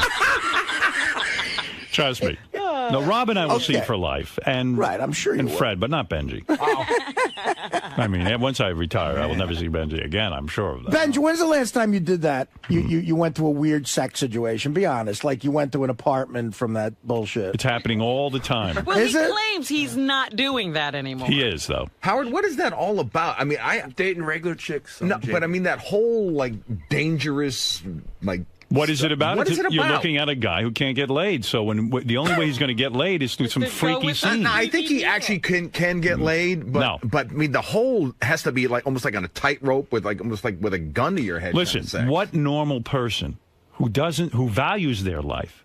You know, when Artie does heroin, I go, I love Artie, and he seems like such a normal guy, but then he's risking his health and his life. That seems more normal to me.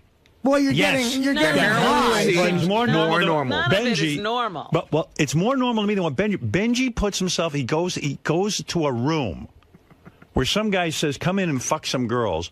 It sounds to me like either you're going to get knifed.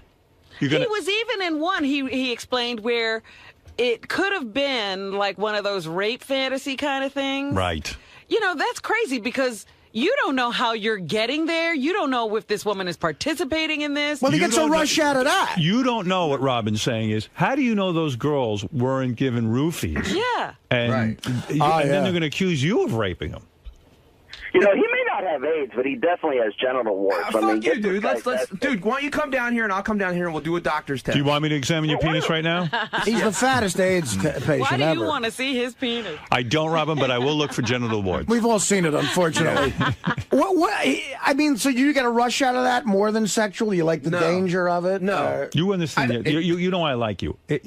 You know you're putting your life at risk. I am dating regular chicks now in a regular way. The problem is... Do you know that there's something wrong with you? That you would go to a room where a guy just says, come over? I mean, don't you know that... Like, in the middle of the night. You don't have a bodyguard. You don't have a gun. You don't have nothing, man. You're walking in there and you're doing this weird thing. I mean, you don't know that's dangerous? Of course it's dangerous. Do you value your life? Do you like living? Yes. Yeah. All right. But anytime you get laid, it's like there's... Listen, I want to get laid more than anything. Getting laid is the main focus of my life. You know what I mean? It's the primary focus of my life for many, many reasons. Being inside a woman's not enough for me. You know what I mean? I wish I could go inside of you and then come out through your mouth. But you were all the way up. Right. You were exactly right when you said, I don't get off at all on some dude being there. I'll take the opportunity. No, that's the dude that's going to take a gun and shoot you in the head and rob you. Or stab you. Yeah. Lucky for you, you don't have any money. Did you ever see the movie Looking for Mr. Goodbar? You should rent it. Yeah, it was about a hot chick who gets killed. You, on the other hand, are going to get killed, and you're not even a hot chick. Right. Some people have that need for... I worry about you. I do. Action, but he's not a gambler. You're not thinking. No, he's gambling with sex. Right. Right. But it's more of a sexual thing. Like at the end of the movie, the gambler with James Caan, he wins his bet and he needs more danger in his life. So he goes to like a drug den and tries to get into a knife fight with a big bouncer. Like he needs that action. Yeah, but it's the same as Looking for Mr. Goodbar. She finally winds up with a guy who's mental and clubs her to death. Right. But it's sexual. It's not like a gambling thing. But Benji's is sexual. You know, like she didn't know who she was taking home either. See, I don't know if Benji can turn that off then. Like if he can't turn off, I'll tell you why. Benji, this isn't about sex, but Benji's lonely. Nah, I'm not. No, you're lonely. I have lots of friends. I'm lonely. I would never do that. Listen, I love sex. And it is hard because anytime you're home, you could just go out and get laid. Wouldn't it be safer than to go to a stranger's house? At least go to a well-known high-end prostitute where at least you could... I know it sounds crazy, but then it doesn't feel like I don't get off on that. See, that's the danger. I don't feel like I'm earning it. Oh, okay. Benji said something to me once. I don't think he's going to care about this, but we were in... I mean, it was something that it kind of creeped me out, but it didn't. And it goes along the lines of this. Maybe you remember this. The last time we took the show to Vegas, we landed on a private jet, and it happened to be the day of rehab at the Hard Rock with all those strippers. And they got us an area, and it was me, and I was talking to this smoking hot blonde was talking to me. And she knew the show, and she was clearly, like, hitting on me, you know. Right. And I was sort of like, drinking with her and everything. Then he said to me, he goes, isn't it like a turn on do you think like you could just be fucking this chick in like 5 seconds up in your room? And I'm like, I don't know, maybe if I, later on or something. He goes, but isn't that fucking amazing that you could just fuck her right now? And I'm like, he was getting too into the question. Yeah. And I was like, I don't know. God knows what was going on in his head. I was starting to think like, what do you want to do? Well, anyway, that was our dinner. Do you remember that? That's the creepy moment. No, but because it was like you were. I don't know All right, if I'm you wanted done with me. Benji. I'm done with Benji. Well, I wanted to say, what a lovely evening. It but was. It no longer is in my mind. You know, Robin, when things went downhill? I saw after Robin ordered the wine, the wait staff was high-fiving each other. Wow. They were doing the sucker dance. They did the sucker dance in the background. All right. But I thought I'd had a good time. I now realize I didn't. You did not have a good time. I did not have I will always remember that night. That's the most expensive booze you ever had. I've ever me consumed. too. I never had the most. Me too. The most expensive wine I ever had was maybe half that price. Howard, I never even had anything half that much. Do you think, because I'm going to ask Robin this too. Well, again, if they're marking things up Maybe three it was. times. You're drinking the wine I brought you. Was really a more $250. Well, you're not $250. No, You're not getting that I'm wine at saying Costco. it was retail wine. Right. The wine I bought you for a present, each bottle is more expensive than the wine you drank. By the way, did you hear Gary going off on you on the wrap-up show? Oh, my God. Did What you is hear that? all about? Did you What hear it? Now what? Oh, my God. Hey, Howard, real quick before we end this, I'm now giving up wine because it causes You too much trouble. you with wine, you got to hear Gary from the wrap-up. But Dominic, what did you want to say real quick? How do you know that Benji's really doing all this? Because I don't. Think about this for one moment. I believe him. No, Well, everyone at that table, he was shocking some women that would never ever think of this type of behavior, would find it disgusting, and for a moment he makes himself the most important person at the table. Mary, certainly, Robin, right. Beth, all these women are hearing these horrible stories, and while he's telling them, everyone's looking riveted to him. I doubt he does any of this, and I'm serious. Well, you make a point. It did make him the star of the night. Let's verify. But it was fun. I allow you, if you want to put it on the air and get those people, you can do it. I would love you to verify. For one of the You really think those people are going to come on the air? it can be verified. Oh God, who are they? One of the famous woman, I feel weird about. Wait, there's a famous woman? Yeah, I know that one, and I don't want to go anywhere with that. I feel Oh, weird I know because that it's not her, you know. I know it's the a different one. I know the famous woman. But supersonic, she used to describe the sex and not describe it the way you did, Benji. So I don't What do you mean? know. What'd she describe? Well, the events that you think you did. You know, in your story, you're the stud. No, but what did Supersonic say? Well, that you were not the super stud for her. What- you know, wait, everyone wait, at the wait, table. when did you hear her say that? First of all, how could that be the main Dominic, topic? stop a second. When did you hear her say that? Well, she's discussed it on the air once. And what did she say? That it wasn't what you were saying. That's not what You she were said at speaking all. with her every Do you guys night. remember what she said? All right, can I get off Benji? Yeah, she said Dominic, she was thank into you. I saw you on Larry King. I got a tape of it, and gained some weight. He's now too skinny? Robin, he's become so thin. You know what a prune looks like? He looks like someone stuck a pin in him. Oh, You no. think I look He's too deflated? thin now, really? Yeah, you look better heavier, maybe. I don't. You don't. But your health is probably better, so I'm happy for you. All right, goodbye. All right, Dominic. There he is. Anyway, Howard, so do you Gary, think you could tell the difference between an $800 bottle of wine and a $200 bottle of wine? You know, I'm not that sophisticated, but the wine was very good. Robin, that's all could I you? know. 800 and 200, you think? Not a good $200 bottle of wine. Listen, I'm I not told that you. good. I told you. This is a real quick story. I've said it on the air before. They're a very famous couple who are authors, and they write only about wine. They are wine experts. Not the ones Benji fucked. No, these are considered two of the top people. I remember I bought their book. Like Robin, I tried to learn something about wine. I learned less than she did. But anyway, I'm reading the book, and the guy starts off the book by saying that him and his wife were searching for a great bottle of wine. They were in wine country. They go to this place. They found a bottle of wine, and they didn't make a lot of money. And they said, this is the most expensive bottle of wine. They had to buy it. They had to try it. They're, after all, wine experts. It's part of their job. It's almost a tax write-off for them. And they bought the bottle of wine. They said, we'll save it for a special occasion. Well, they waited like a year. Special occasion shows up. They drink it. They said it was the best bottle of wine they had ever experienced in their life. Wow. What they didn't realize was they opened the wrong bottle. And it was, Robin, I told you this story. No, you didn't. Yeah. It was I never heard this. The wine was a $10 bottle of table wine from, I can't now remember the name. I've told this story once on the air, and I'll look up the name.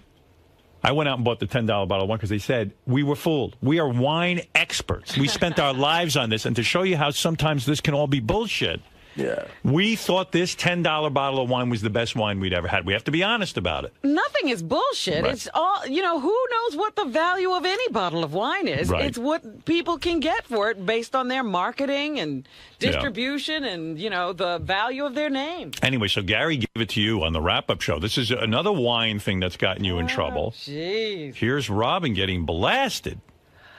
I mean, wow. Why do I even bother to try? All right, here you go. This is really Robin. Just because we both got you wine for your birthday? Is this Listen what's to what causing Gary the says. And by the way, I had heard this rap off there. He'd come to me about this. Really? And I didn't know he was going to go on the air with it. I don't know what's going on around here. I was really angry in the office this morning, and this is totally real.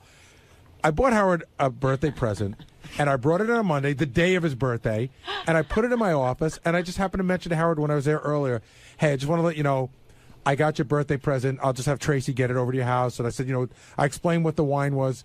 It took all of 20 seconds. He said thank you, and it was great.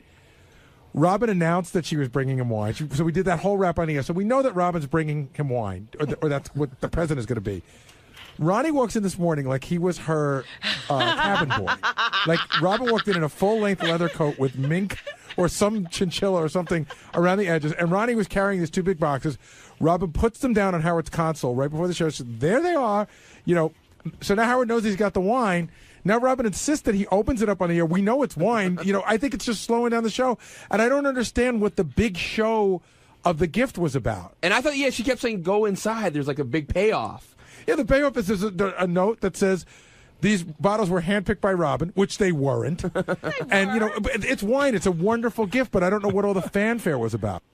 So you took it on the chin twice now about wine. About wine. I think I'm giving it up because it just causes me trouble. You have to go to a new drink.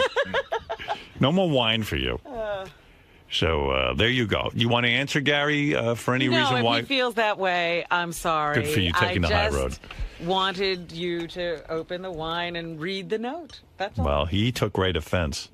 Wolf? I don't understand. It slowed the whole show down. I could have said, Howard, I want you to open my wine. Right. And the big payoff was, this is the wine that you said you loved that you couldn't find, and I somehow found it for you. And I could have, but I don't know why we would do that on the air. In other words, you're saying you can't understand why Robin had me open it on the air. We knew it was wine. Wait, we knew it was wine, and we knew she handpicked it. Okay. Well, no, you were claiming that it didn't handpick. Well, you probably had some help, but okay, but fine. Say I'm off on that. That's a minor detail. Why did Howard have to open wine on the air that we knew was wine? I just wanted you to know it wasn't a last-minute gift. I had done that a while ago. Ah, right. Right what? I don't know. I had enough with wine. You guys just love to argue about nothing. I don't want to hear about Benji anymore. I want to hear about wine. I'm done with wine. I love wine, but thank you, everyone. I had a great night with all. Don't thank me. Except for Robin. God, I hate you now. Robin. Oh, God, yes. How are you doing about this whole wine thing? This is not a good day for me. I don't want to talk about it. Ben, so how did the dinner go the other night with Howard and everyone? I thought it was fun. I thought I had a good time. I thought everyone had a great time, but apparently it wasn't as great as I thought it was. What was it with eating so slowly? I use food as a drug, so if I'm out at a social occasion and I'm eating, I enjoy the social occasion. It's when I'm alone or in a confined situation that I'm pigging out. So I'm not the pig I am on air or at home that I am out in a social restaurant. How was the wine? Did you even try it? I had a sip and it was great. The wine's not your thing? No, it was. This is too convoluted of a thing to really get into. I mean, it was. They poured me wine. I was gonna have it towards the end, but someone said, "Oh, you're not drinking. Let me just have the glass." So I let them have it. So you had a good time at dinner? Yes, I thought so. I thought it was great. Do you feel bad about all this? The way Howard took it? Well, I guess it would have been kind of neat experience if he came on and said, "The best guest in the world is Benji. I've never had such a great dinner in my life." But that didn't happen. It's not that big of a deal, man.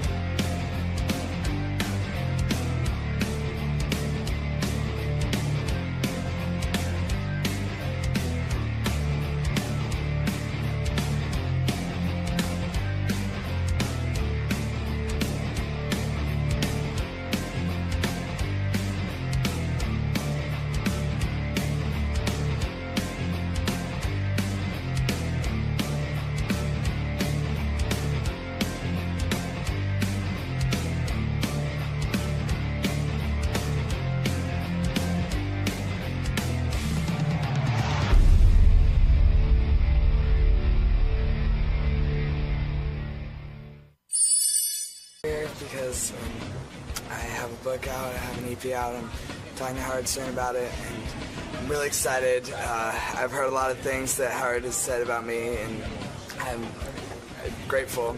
So I'm excited to meet him and be able to talk to him, and I think it's going to be awesome. I'm going to have a lot of fun.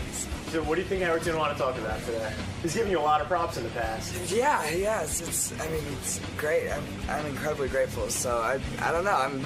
I'm a little nervous because he is Howard Stern. He is unpredictable, but it's going to be fun.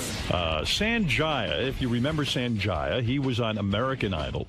At the time, we got behind him to vote for Sanjaya. Yeah, I think it was 2 seasons ago. 2 seasons ago. Has it been 2 seasons already? It's 2 seasons since Sanjaya. I always judge the passage of time. Oh, there's Sanjaya. How you doing, Sanjaya? Good to see you. Sanjaya was a contestant on American Idol.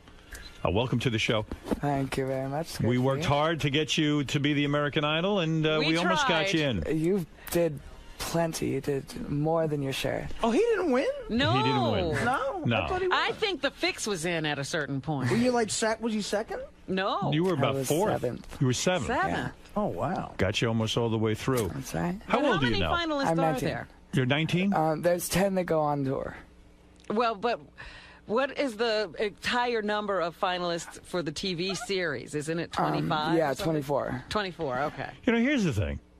When you were on American Idol, everyone was goofing on you that you couldn't sing. And the idea was, hey, let's put Sanjay through.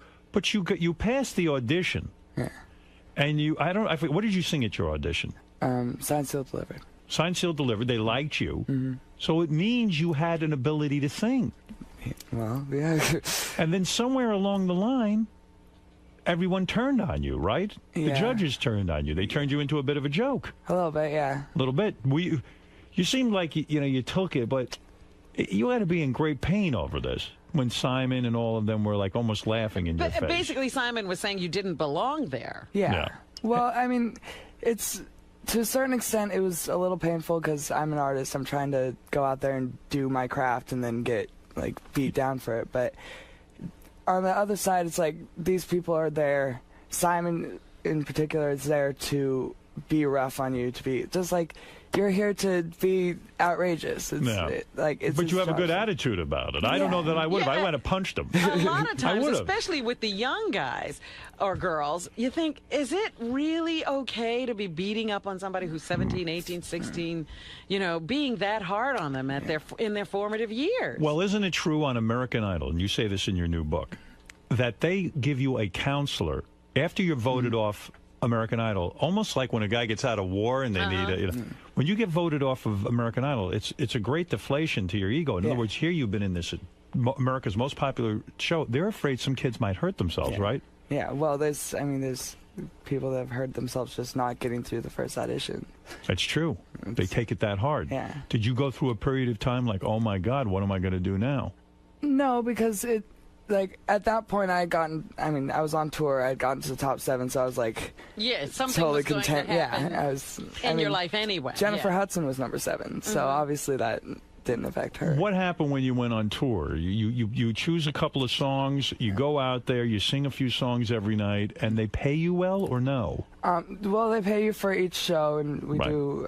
When you say you get paid for each show, what kind of money do you get for each show?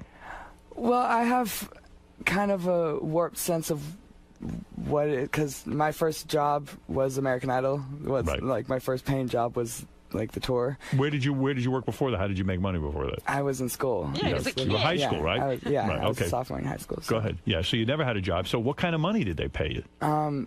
It was pretty. I was able to right afterwards go to New Zealand and like move to LA and get my sister a Prius, and so like I was really comfortable. And then I realized after a while that you have to get more money in order to maintain it. So, did you spend all of your American Idol money? Do you think you were a little unwise that way? Most definitely. Because you shouldn't go out and buy your sister a car. You should probably just bank some of the money in case there are lean times, right? Well, yeah, I banked some of it, but I was definitely literally my first paycheck before that was like working for family $2,000, and that was like, wow. Right. And then so I go on the tour, and I'm like making legitimate money, and Do you have no one in your life who would sit you down and say, hey, son, listen, don't spend all this money. Be smart about it. It's not going to last forever. So you're saying a parent would have done that because you said son. Right. Yeah, I had people telling me that, but I mean... You didn't listen. I didn't listen. You got the money. You were old enough that they handed you the money. Well, yeah, I was 8 at the end of the tour. I turned 8, like a week before the end of the tour. I turned 18. So, but it hasn't been easy for you. Your mom went to jail, right? I was reading. Now, is that in your book that your mom went to jail? I might have briefly mentioned it, but she went to jail for putting you on American Idol. Yeah. Can you believe this? Actually, I fought her to go on American Idol. She didn't. She wanted me to wait a year. Did you? Why'd your mom go to jail? What was she doing? It was overblown marijuana operation that she had for medical uses. She was growing for medical uses. All right. Where did she live? In Seattle. So she didn't have a marijuana operation. She had an operation that caused her to use marijuana. No. He's saying she grew marijuana for medical purposes. Oh.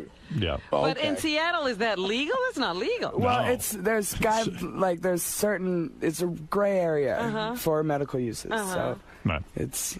Wait, so what are you, an Indian guy or what? My dad's from India. Where's your mom from? My mom's dad's family is from Italy, and then her mom is English Irish. So she's like a white type of broad, and then your dad was an Indian, so you guys came up with kind of a mixture over there. Now, I got to say, how's that sister of yours? I found her quite attractive. Thank you. She's doing good. She's actually, she wanted to call in, but I don't know if she's... Why should she hog your airtime? You know what I mean? Yeah, she's listening in her Prius. Yeah. I hope she sold that at Prius and gave you back the money. Well, I'm living in New York, so I'm not driving, but when I go back to Seattle, I get to drive it because it's technically my car. She's quite attractive. She have a boyfriend? Yes, she does. She does. Yeah. And what's she doing with herself? She's in Seattle right now, but she's writing music. She's working... Is she sexually active? I'm sure. I don't... How old is she? You think she's gotten it? Huh? You think she's gotten it? Gotten what? Sex? Yeah, the ween. Yeah, I'm sure. Yeah? How old is she? She's 21. She living with this guy? Yeah. You kidding me? Yeah. And they're celibate, Howard. Yeah, they're saving themselves for marriage. So he's doing her. You think that's our first? No. She's been around the block, that chick, huh? Not around the block, but she's had previous relationships. Now, you mentioned in your book, now I got to be honest with you, I thought you were gay. Okay, a lot of people have. I think you're a gay American, and I still think it. Because, really? Well, you're very effeminate. You know what I mean? You're a good-looking guy. Thank you. And you have a very slight build. And I say to myself, you're going to make him gay. He's not. Well, no. I assumed you were gay. You claim in the book you're straight. Let me say something, Howard, because I, like you and many others, thought that too, watching him on the show. But when he walked in here, I did not get a gay vibe. Yeah, I'm not getting a gay vibe. But then again, I'm the last one to know. I have no gaydar whatsoever. I'm so masculine in the traditional sense. You didn't know I was on heroin. I didn't know he was on heroin, and he's been on it for years. He's sitting right next to you. Would you do me a favor to prove that you're straight? Will you fuck Robin right now? Oh, stop it. Would you mind? It's not necessary. Sanjaya, would you mind giving her sex right now? She needs it badly. She had a trauma-filled weekend with Matt. I'm sorry. You can't do it? Huh? I could do it. Unfortunately, I have a girlfriend. So it's okay. I get in trouble. Robin, take off your clothes and let's start it in right now. He could give me a massage. Just don't get in a relationship with her. Cost you $800 for a bottle of wine. You're not kidding. She's expensive. Oh. No, so when did you bang your first broad? When I was 16. 16? Mm-hmm. See this? You see, I jumped to conclusions about so you. You're watching him on the show thinking he's never had a girl. And he did. 16, you banged your first chick. You're a good-looking dude. I bet you can get chicks easily, huh? I could, but like I said, I've been in a relationship for a year now. So look at you, banging chicks. The hell do I know? You really never kissed a guy? Never took it in the ass? Nothing. I bet you guys proposition you. Oh yeah, all the time. All the time. I can see that. Fred wants to talk to you about maybe sleeping with you. I don't know. He loves it. He goes both ways. Nice. But no kidding. Color me disappointed. Yeah. Good for you. Yeah, I don't get a gay vibe looking at you now. Well, good. I mean, nothing wrong with being gay. No, gay people are awesome. Gay at all. Yeah. Right. I got no problem with it. I'm just saying that's what I figured for sure. So what, like, don't you think people who go down and audition for American Idol are a little bit wacky in the sense that, I mean, it is a wacky thing, right? To do this. What did you do? You woke up one morning and said, "I'm going to go down to American Idol," or did you plot this thing out? I had friends that were plotting it out, and like we didn't know it was coming to Seattle, so I had a group of friends that was gonna drive down to California, and they're like, "Oh, Sanjay, come with us. We'll go and audition." I'm like, I don't want to do that. Like, and your sister was in on this too. Well, she didn't. Around, did they not think they could actually sing? They were just like, hey, we'll make the show, we'll be goofy or something? It was my choir, so like my school choir, so they're like, oh yeah, we're gonna get on, we'll all get on together. You were in the choir in school? Oh yeah. And you're not gay? Nope. Choir chicks are hot. No, I know. On the last show, so when we were doing this whole thing, when you were on American Idol, and we were like, hey, vote for Sanjaya. You had said, you kind of said, look, I don't know Howard Stern, I don't know anything about him. And I don't care about that, and that's not the way I'm going to win American Idol. But do you now think that maybe we did help contribute to your long run? I know for a fact that a majority of the people that come up to me on the streets are people that say, "Oh, I'm a huge fan of Howard Stern. I'm a fan of you." Blah blah. And so I voted for you many times. We were behind you, and I never have voted in American Idol. I used to vote every week. That's right. I never voted for you. Now, you were treated disrespectfully, and then let me get your feelings on this. You, on the last show, you did a duet with Steve Perry of Aerosmith, who is a great, great guy. Yeah. That's Joe Perry, sorry. Yeah, I was going to say. Yeah. Steve Perry is not a great guy. He's from Journey. Yeah. I'm talking about Joe Perry. But you originally requested to do your duet with Ozzy Osbourne, and he refused to do it with you. Is that true? Well, it was kind of like they were trying to set up a duet with Ozzy Osbourne. I don't know the logistics of it all. But he said, no, I don't want to be with Sanjay. But wait a minute, I don't understand what happened. So you decide who you want, or do you know that there's a list of people who are going to be on the show? I didn't know that I was going to sing with Joe Perry until the rehearsal. And I went out on stage, and like first I saw him rehearsing with other people, and then I went out on stage and realized he's with you. Oh wow.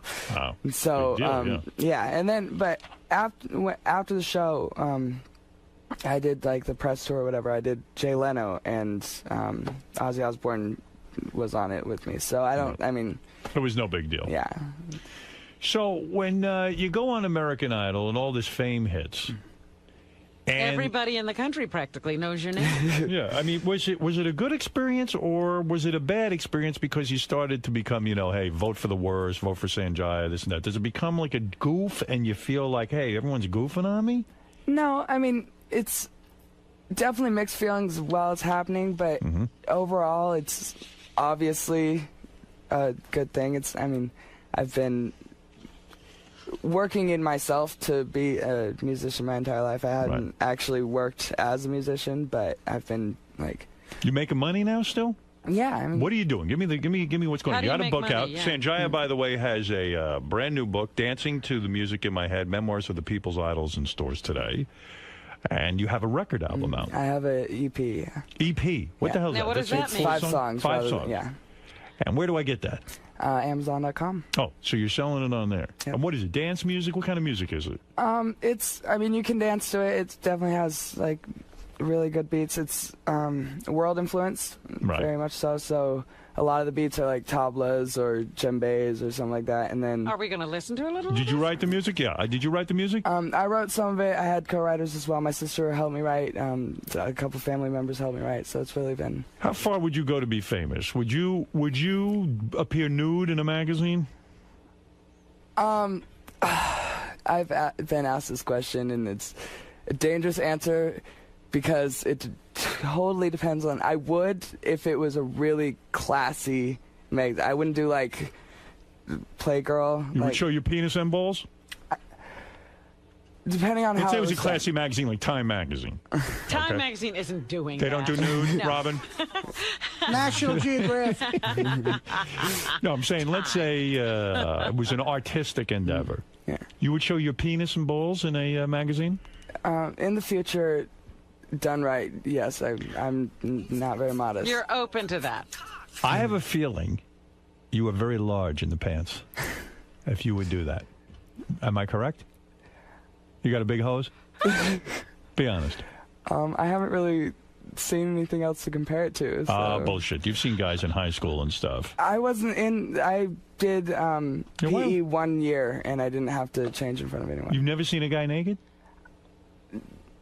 Not accidentally at a party, but I wasn't paying attention. How big was his penis? Was it bigger than yours? His nickname was Frankie Footlong, and it wasn't an exaggeration. So he was very big. Yeah, so it's. What are you hanging with him for? Do you? So in other words, if you're willing to take your clothes off in a magazine, you would have to be large. No man who is small would be in a magazine if he wasn't. Do you understand what I'm saying? Yeah, that makes sense. Right. Have you ever measured your penis and balls? What kind of an? Well, this is an interesting interview. Well, I mean, I don't know. I know a lot of guys that have. It's not. You never measured yours? In the past, I have. You have? Not recently. Were you more than 6 inches or below 6 inches?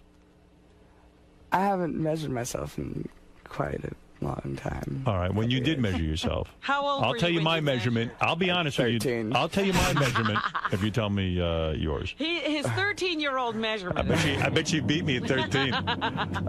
At 13, I was under 6 inches. Fully erect? Yes. Okay. Well, fully erect. Now, I was an adult man. I was 6 inches. Exactly. Right, Robin? Wasn't it? Yeah, something like that. I think you approached 6. I was 45 when I was measured. When did your cock stop growing? My cock stopped growing when I was very young. I was going to say, like, when is that? I'm only 6 inches. Because I'm hoping it's 50 or something. And I'm 6'5". I should be 8 inches because it would look much better. Hey, that would be proportional. It doesn't look that good when I'm nude, I'll be honest. You're not going to be posing in a magazine? Oh, no. Is that what you're saying? No way. Not with my big belly and widespread ass, and there's no way. You know what I'm saying? So you say, so then when you went out on this tour, American Idol tour, a lot of girls hit on you and stuff? Yeah, yeah. And you didn't take advantage of it? No, because you didn't do the groupie thing. I have time for group. I mean, it's not. I don't know. I wasn't really. See, that makes me suspicious that you could be a little bit gay. No, because I don't. I don't know. I don't have to just get all the chicks that. You ever bang an older broad? I'm talking about like a 30-year-old. No. Nothing. No, the oldest I've done is. 19 when I was 18. It was just 19. You ever fuck like a great grandma, like 55 or something? Yeah. What is that life like? Are you guys all living in one place, closed away from the world, unaware of what's going on around you? Yeah, pretty much. We're pretty much just like in a bubble. And like every once in a while you can go on blogs and stuff and see. I didn't because it wasn't like just psychs you out. But which one of those assholes wasn't nice to you on the tour who wouldn't talk to you and stuff? Yeah, was that going on? Yeah, there was somebody. I know you mentioned this in your book. One of them. I forget who else was on your season. But you said when you were out doing the tour, so to speak, that here. Wait, I'll try and find it in my notes. Do you know who I'm talking about? I don't know. I mean, it was really like it was very much like high school in that like there were cliques. There was cliques kind of, but then they'd switch around. Who was in your clique? Were there some people who were nice to you? Well, there was. I mean, me and Jordan were both underage, and then the next oldest one was 23. So here, this is what you say. What did I say? Blake Lewis called Sanjaya. Blake Lewis was the beatbox guy, human beatbox guy, a disrespectful little kid who was disrespectful of people's boundaries and didn't have a father figure in his life. Shithead. Lewis went on to say, why is this little kid that's just annoying on the show? I don't think he should have been on the show at all. It's just bad for television, terrible, terrible television. Did he say that about you? He said that on a radio interview, yeah. Yeah, now, in a radio interview. Yeah. Now, how do you deal with a guy like that after he says something to you? Do you walk up to him and confront him? No, because it's not, I mean, on tour we were pleasant, like, it wasn't any kind of like. But he dissed you. Why do you take that? He dissed me, but it's not. I mean, it's his own deal. I'm not like I respect him. He's an incredible beatboxer and he's a great performer. So it's not like he's got his like. No one's questioning his beatbox ability. You're very evolved, or wimpy. I'm not sure which here, but you're very evolved to say, "Hey, that's his opinion, and I don't care." I could beat up everyone who had a bad opinion about me, but it's not. I mean, there's more important things to fight about. You all right? Well, he's more involved than I am. I would have gone up to this character and I would have said, "Hey, listen, I'm gonna kick your ass." Fat beatbox lip. Yeah, and then he would have beaten me up. Let's go to Gay Ramon, who wants to say hi to Sanjaya. Sanjaya, I will play some of your music. I have one of your songs here.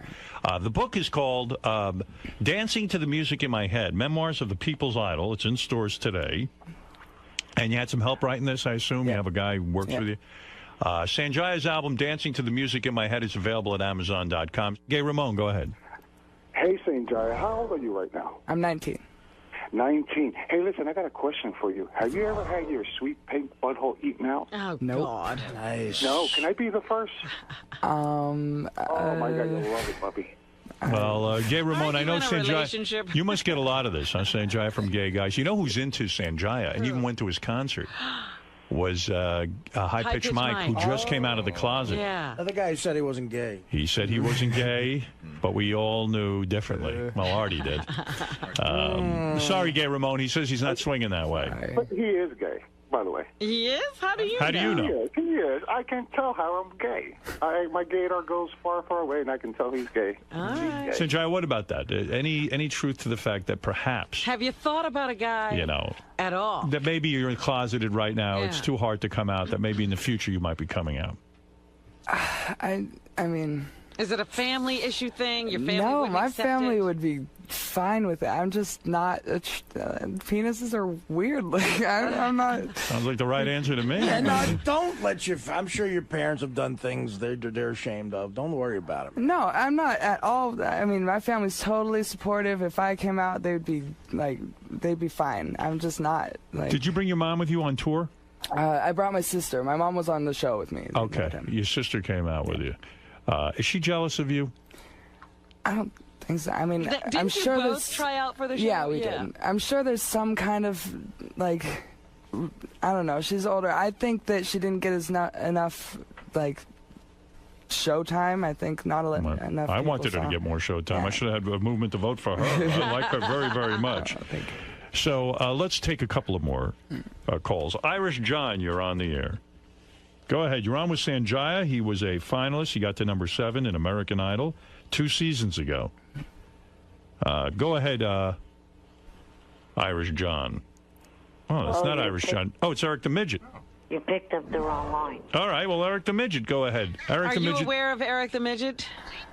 I've not enough to know. He's one of the biggest Idol fans there is. He even does his own Idol radio show, which is probably the worst radio show in the history of radio. A little shithead lives in California. Right. Eric, go ahead. Your question for Sanjaya. Yeah, and Artie, you're the world's biggest shithead. Shut up. You're on with Sanjaya, your dream. Go ahead, Eric. Although, Eric, I got to be honest, you used to trash Sanjaya on your Yeah, show. he hated our movement. Right. You were against the movement. Right, but I didn't have the show back then. I see. The show I started during last season. What does All that right. got to do with anything? Who cares? Well, because Howard just said I trashed Sanjaya on my show, which the show didn't exist. Oh, you trashed him on this show. Oh, this show, yes. Yeah, where people could hear it. Right. I guarantee this week there will not be any technical problems on our JFSC. This is about Sanjaya, not you. Did you have a question for Sanjaya? There is Eric right there, Sanjaya. You can see him up on the screen. Yes. Go ahead. Do you have a question?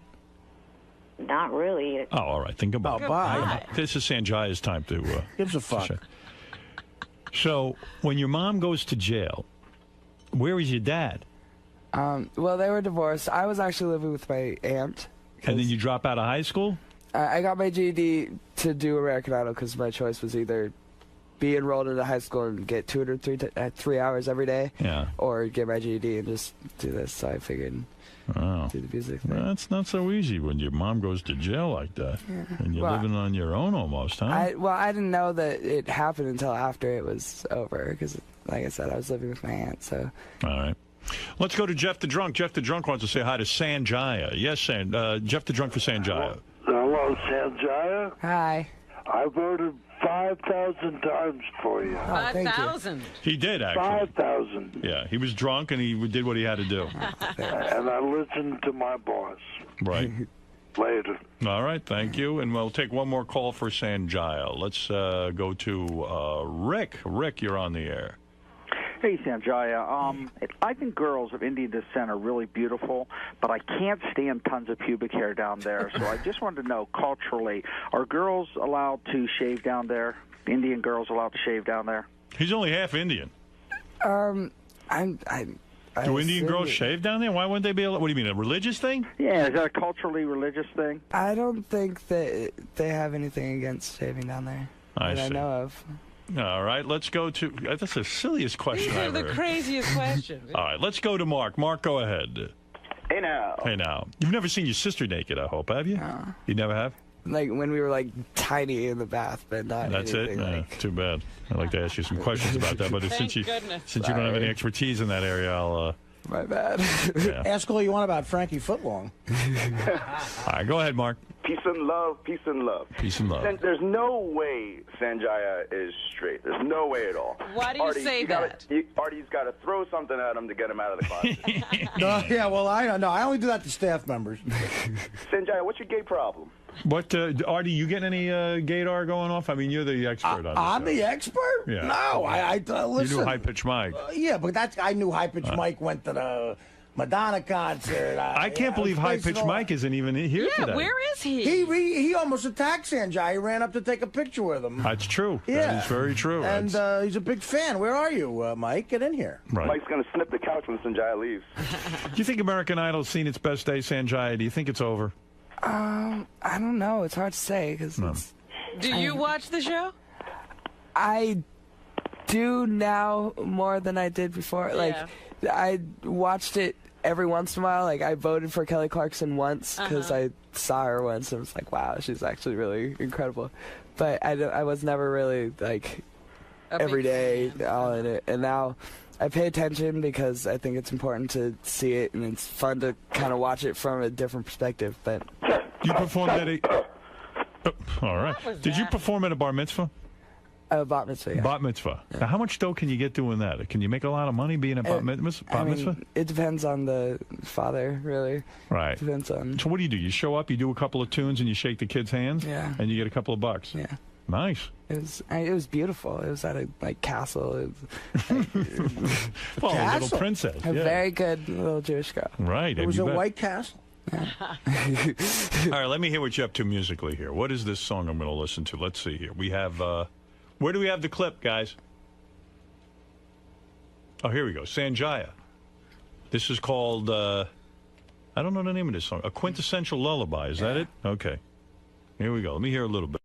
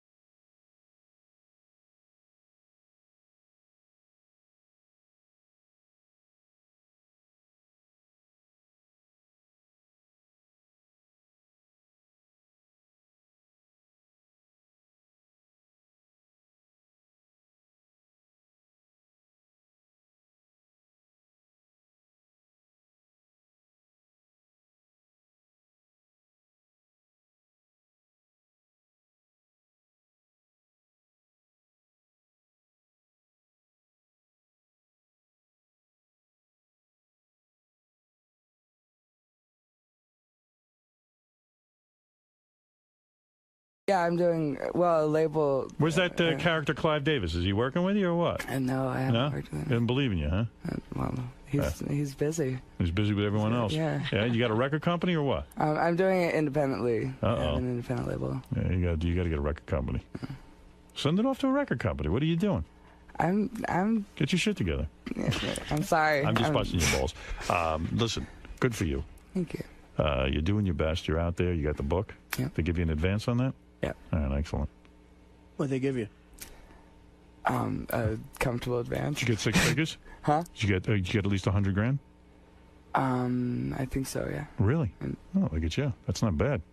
That's pretty damn good for a first-time book. Yeah, right? Yeah. That's what I said. Why do you not know for sure? You're like, okay, sure. It came in installments. And, yeah. They added up. Yeah. All right, And Sanjay. they're keeping me a little bit of distance from me and my money, so I don't do what I did with that. You're good. So somebody's taking care of it for you. Oh, yeah, be careful. Who's taking care of your money? Bernie Madoff? Just be careful. All right, listen, save your money. Get out there, do your thing, be an artist, but be sensible Any about acting money. aspirations? Absolutely. All right, all right. What are you going to be in a movie with Jack Nicholson? What's next for Sanjaya? I'm not sure. I'm just kind of riding the wave. All right, if a guy wants to hire you to do a private personal appearance, it's you and him at his apartment. Private personal appearance. How much does it cost? Is this a proposition? No, not from me. Fred asked me to ask you that question. Fred, do you want me to ask that? What kind of a deal is this? Wants you to appear at his house, bathing suits. He wants to watch you fuck a chick. All right, Depends on the listen. chick. Sanjaya's book, Dancing to the Music in My Head, Memoirs of the People's Idol. It's in stores today. He's here to tell us he's heterosexual, for those of you who are thinking he's gay. Right, let's dismiss that. He's got over a 6-inch hard-on from since he's 13. Oh, my goodness. And it's probably grown since then. Am I correct? Possibly. Possibly. You think you're at least 8 inches? You think you've grown 2 inches since you're 13? I don't know. Possibly. It's possible. I don't know. Wow. That's pretty good, Robin. And also you're here to tell us you're banging a chick currently? He has a girlfriend. You have a girlfriend of a year. No one's seen her, but so it was a good decision, and we learned that it was a good decision to go on American Idol. A lot of opportunities. And Sanjaya's book is called Dancing to the Music in My Head, Memoirs of the People's Idol. It's in stores today, and don't forget, you can get his album Dancing to the Music in My Head available at Amazon.com. Yep. Well, it was nice meeting you. Nice to meet you, finally. Yeah, finally. time. Yeah, we always wanted you on this show. And say hi to that sister of yours. Most definitely will. Believe me, tell her I thought she was very attractive. Was she a twin? No, she's 2.5 years older. She's 2.5 years older. Oh, that's interesting. Robin, make sure. Awesome. What'd you like about doing the show? Just being able to be really real. Because, like, certain interviews you have to kind of be censored and be, like, yourself, but altered version. It's good to be able to say what you want, right?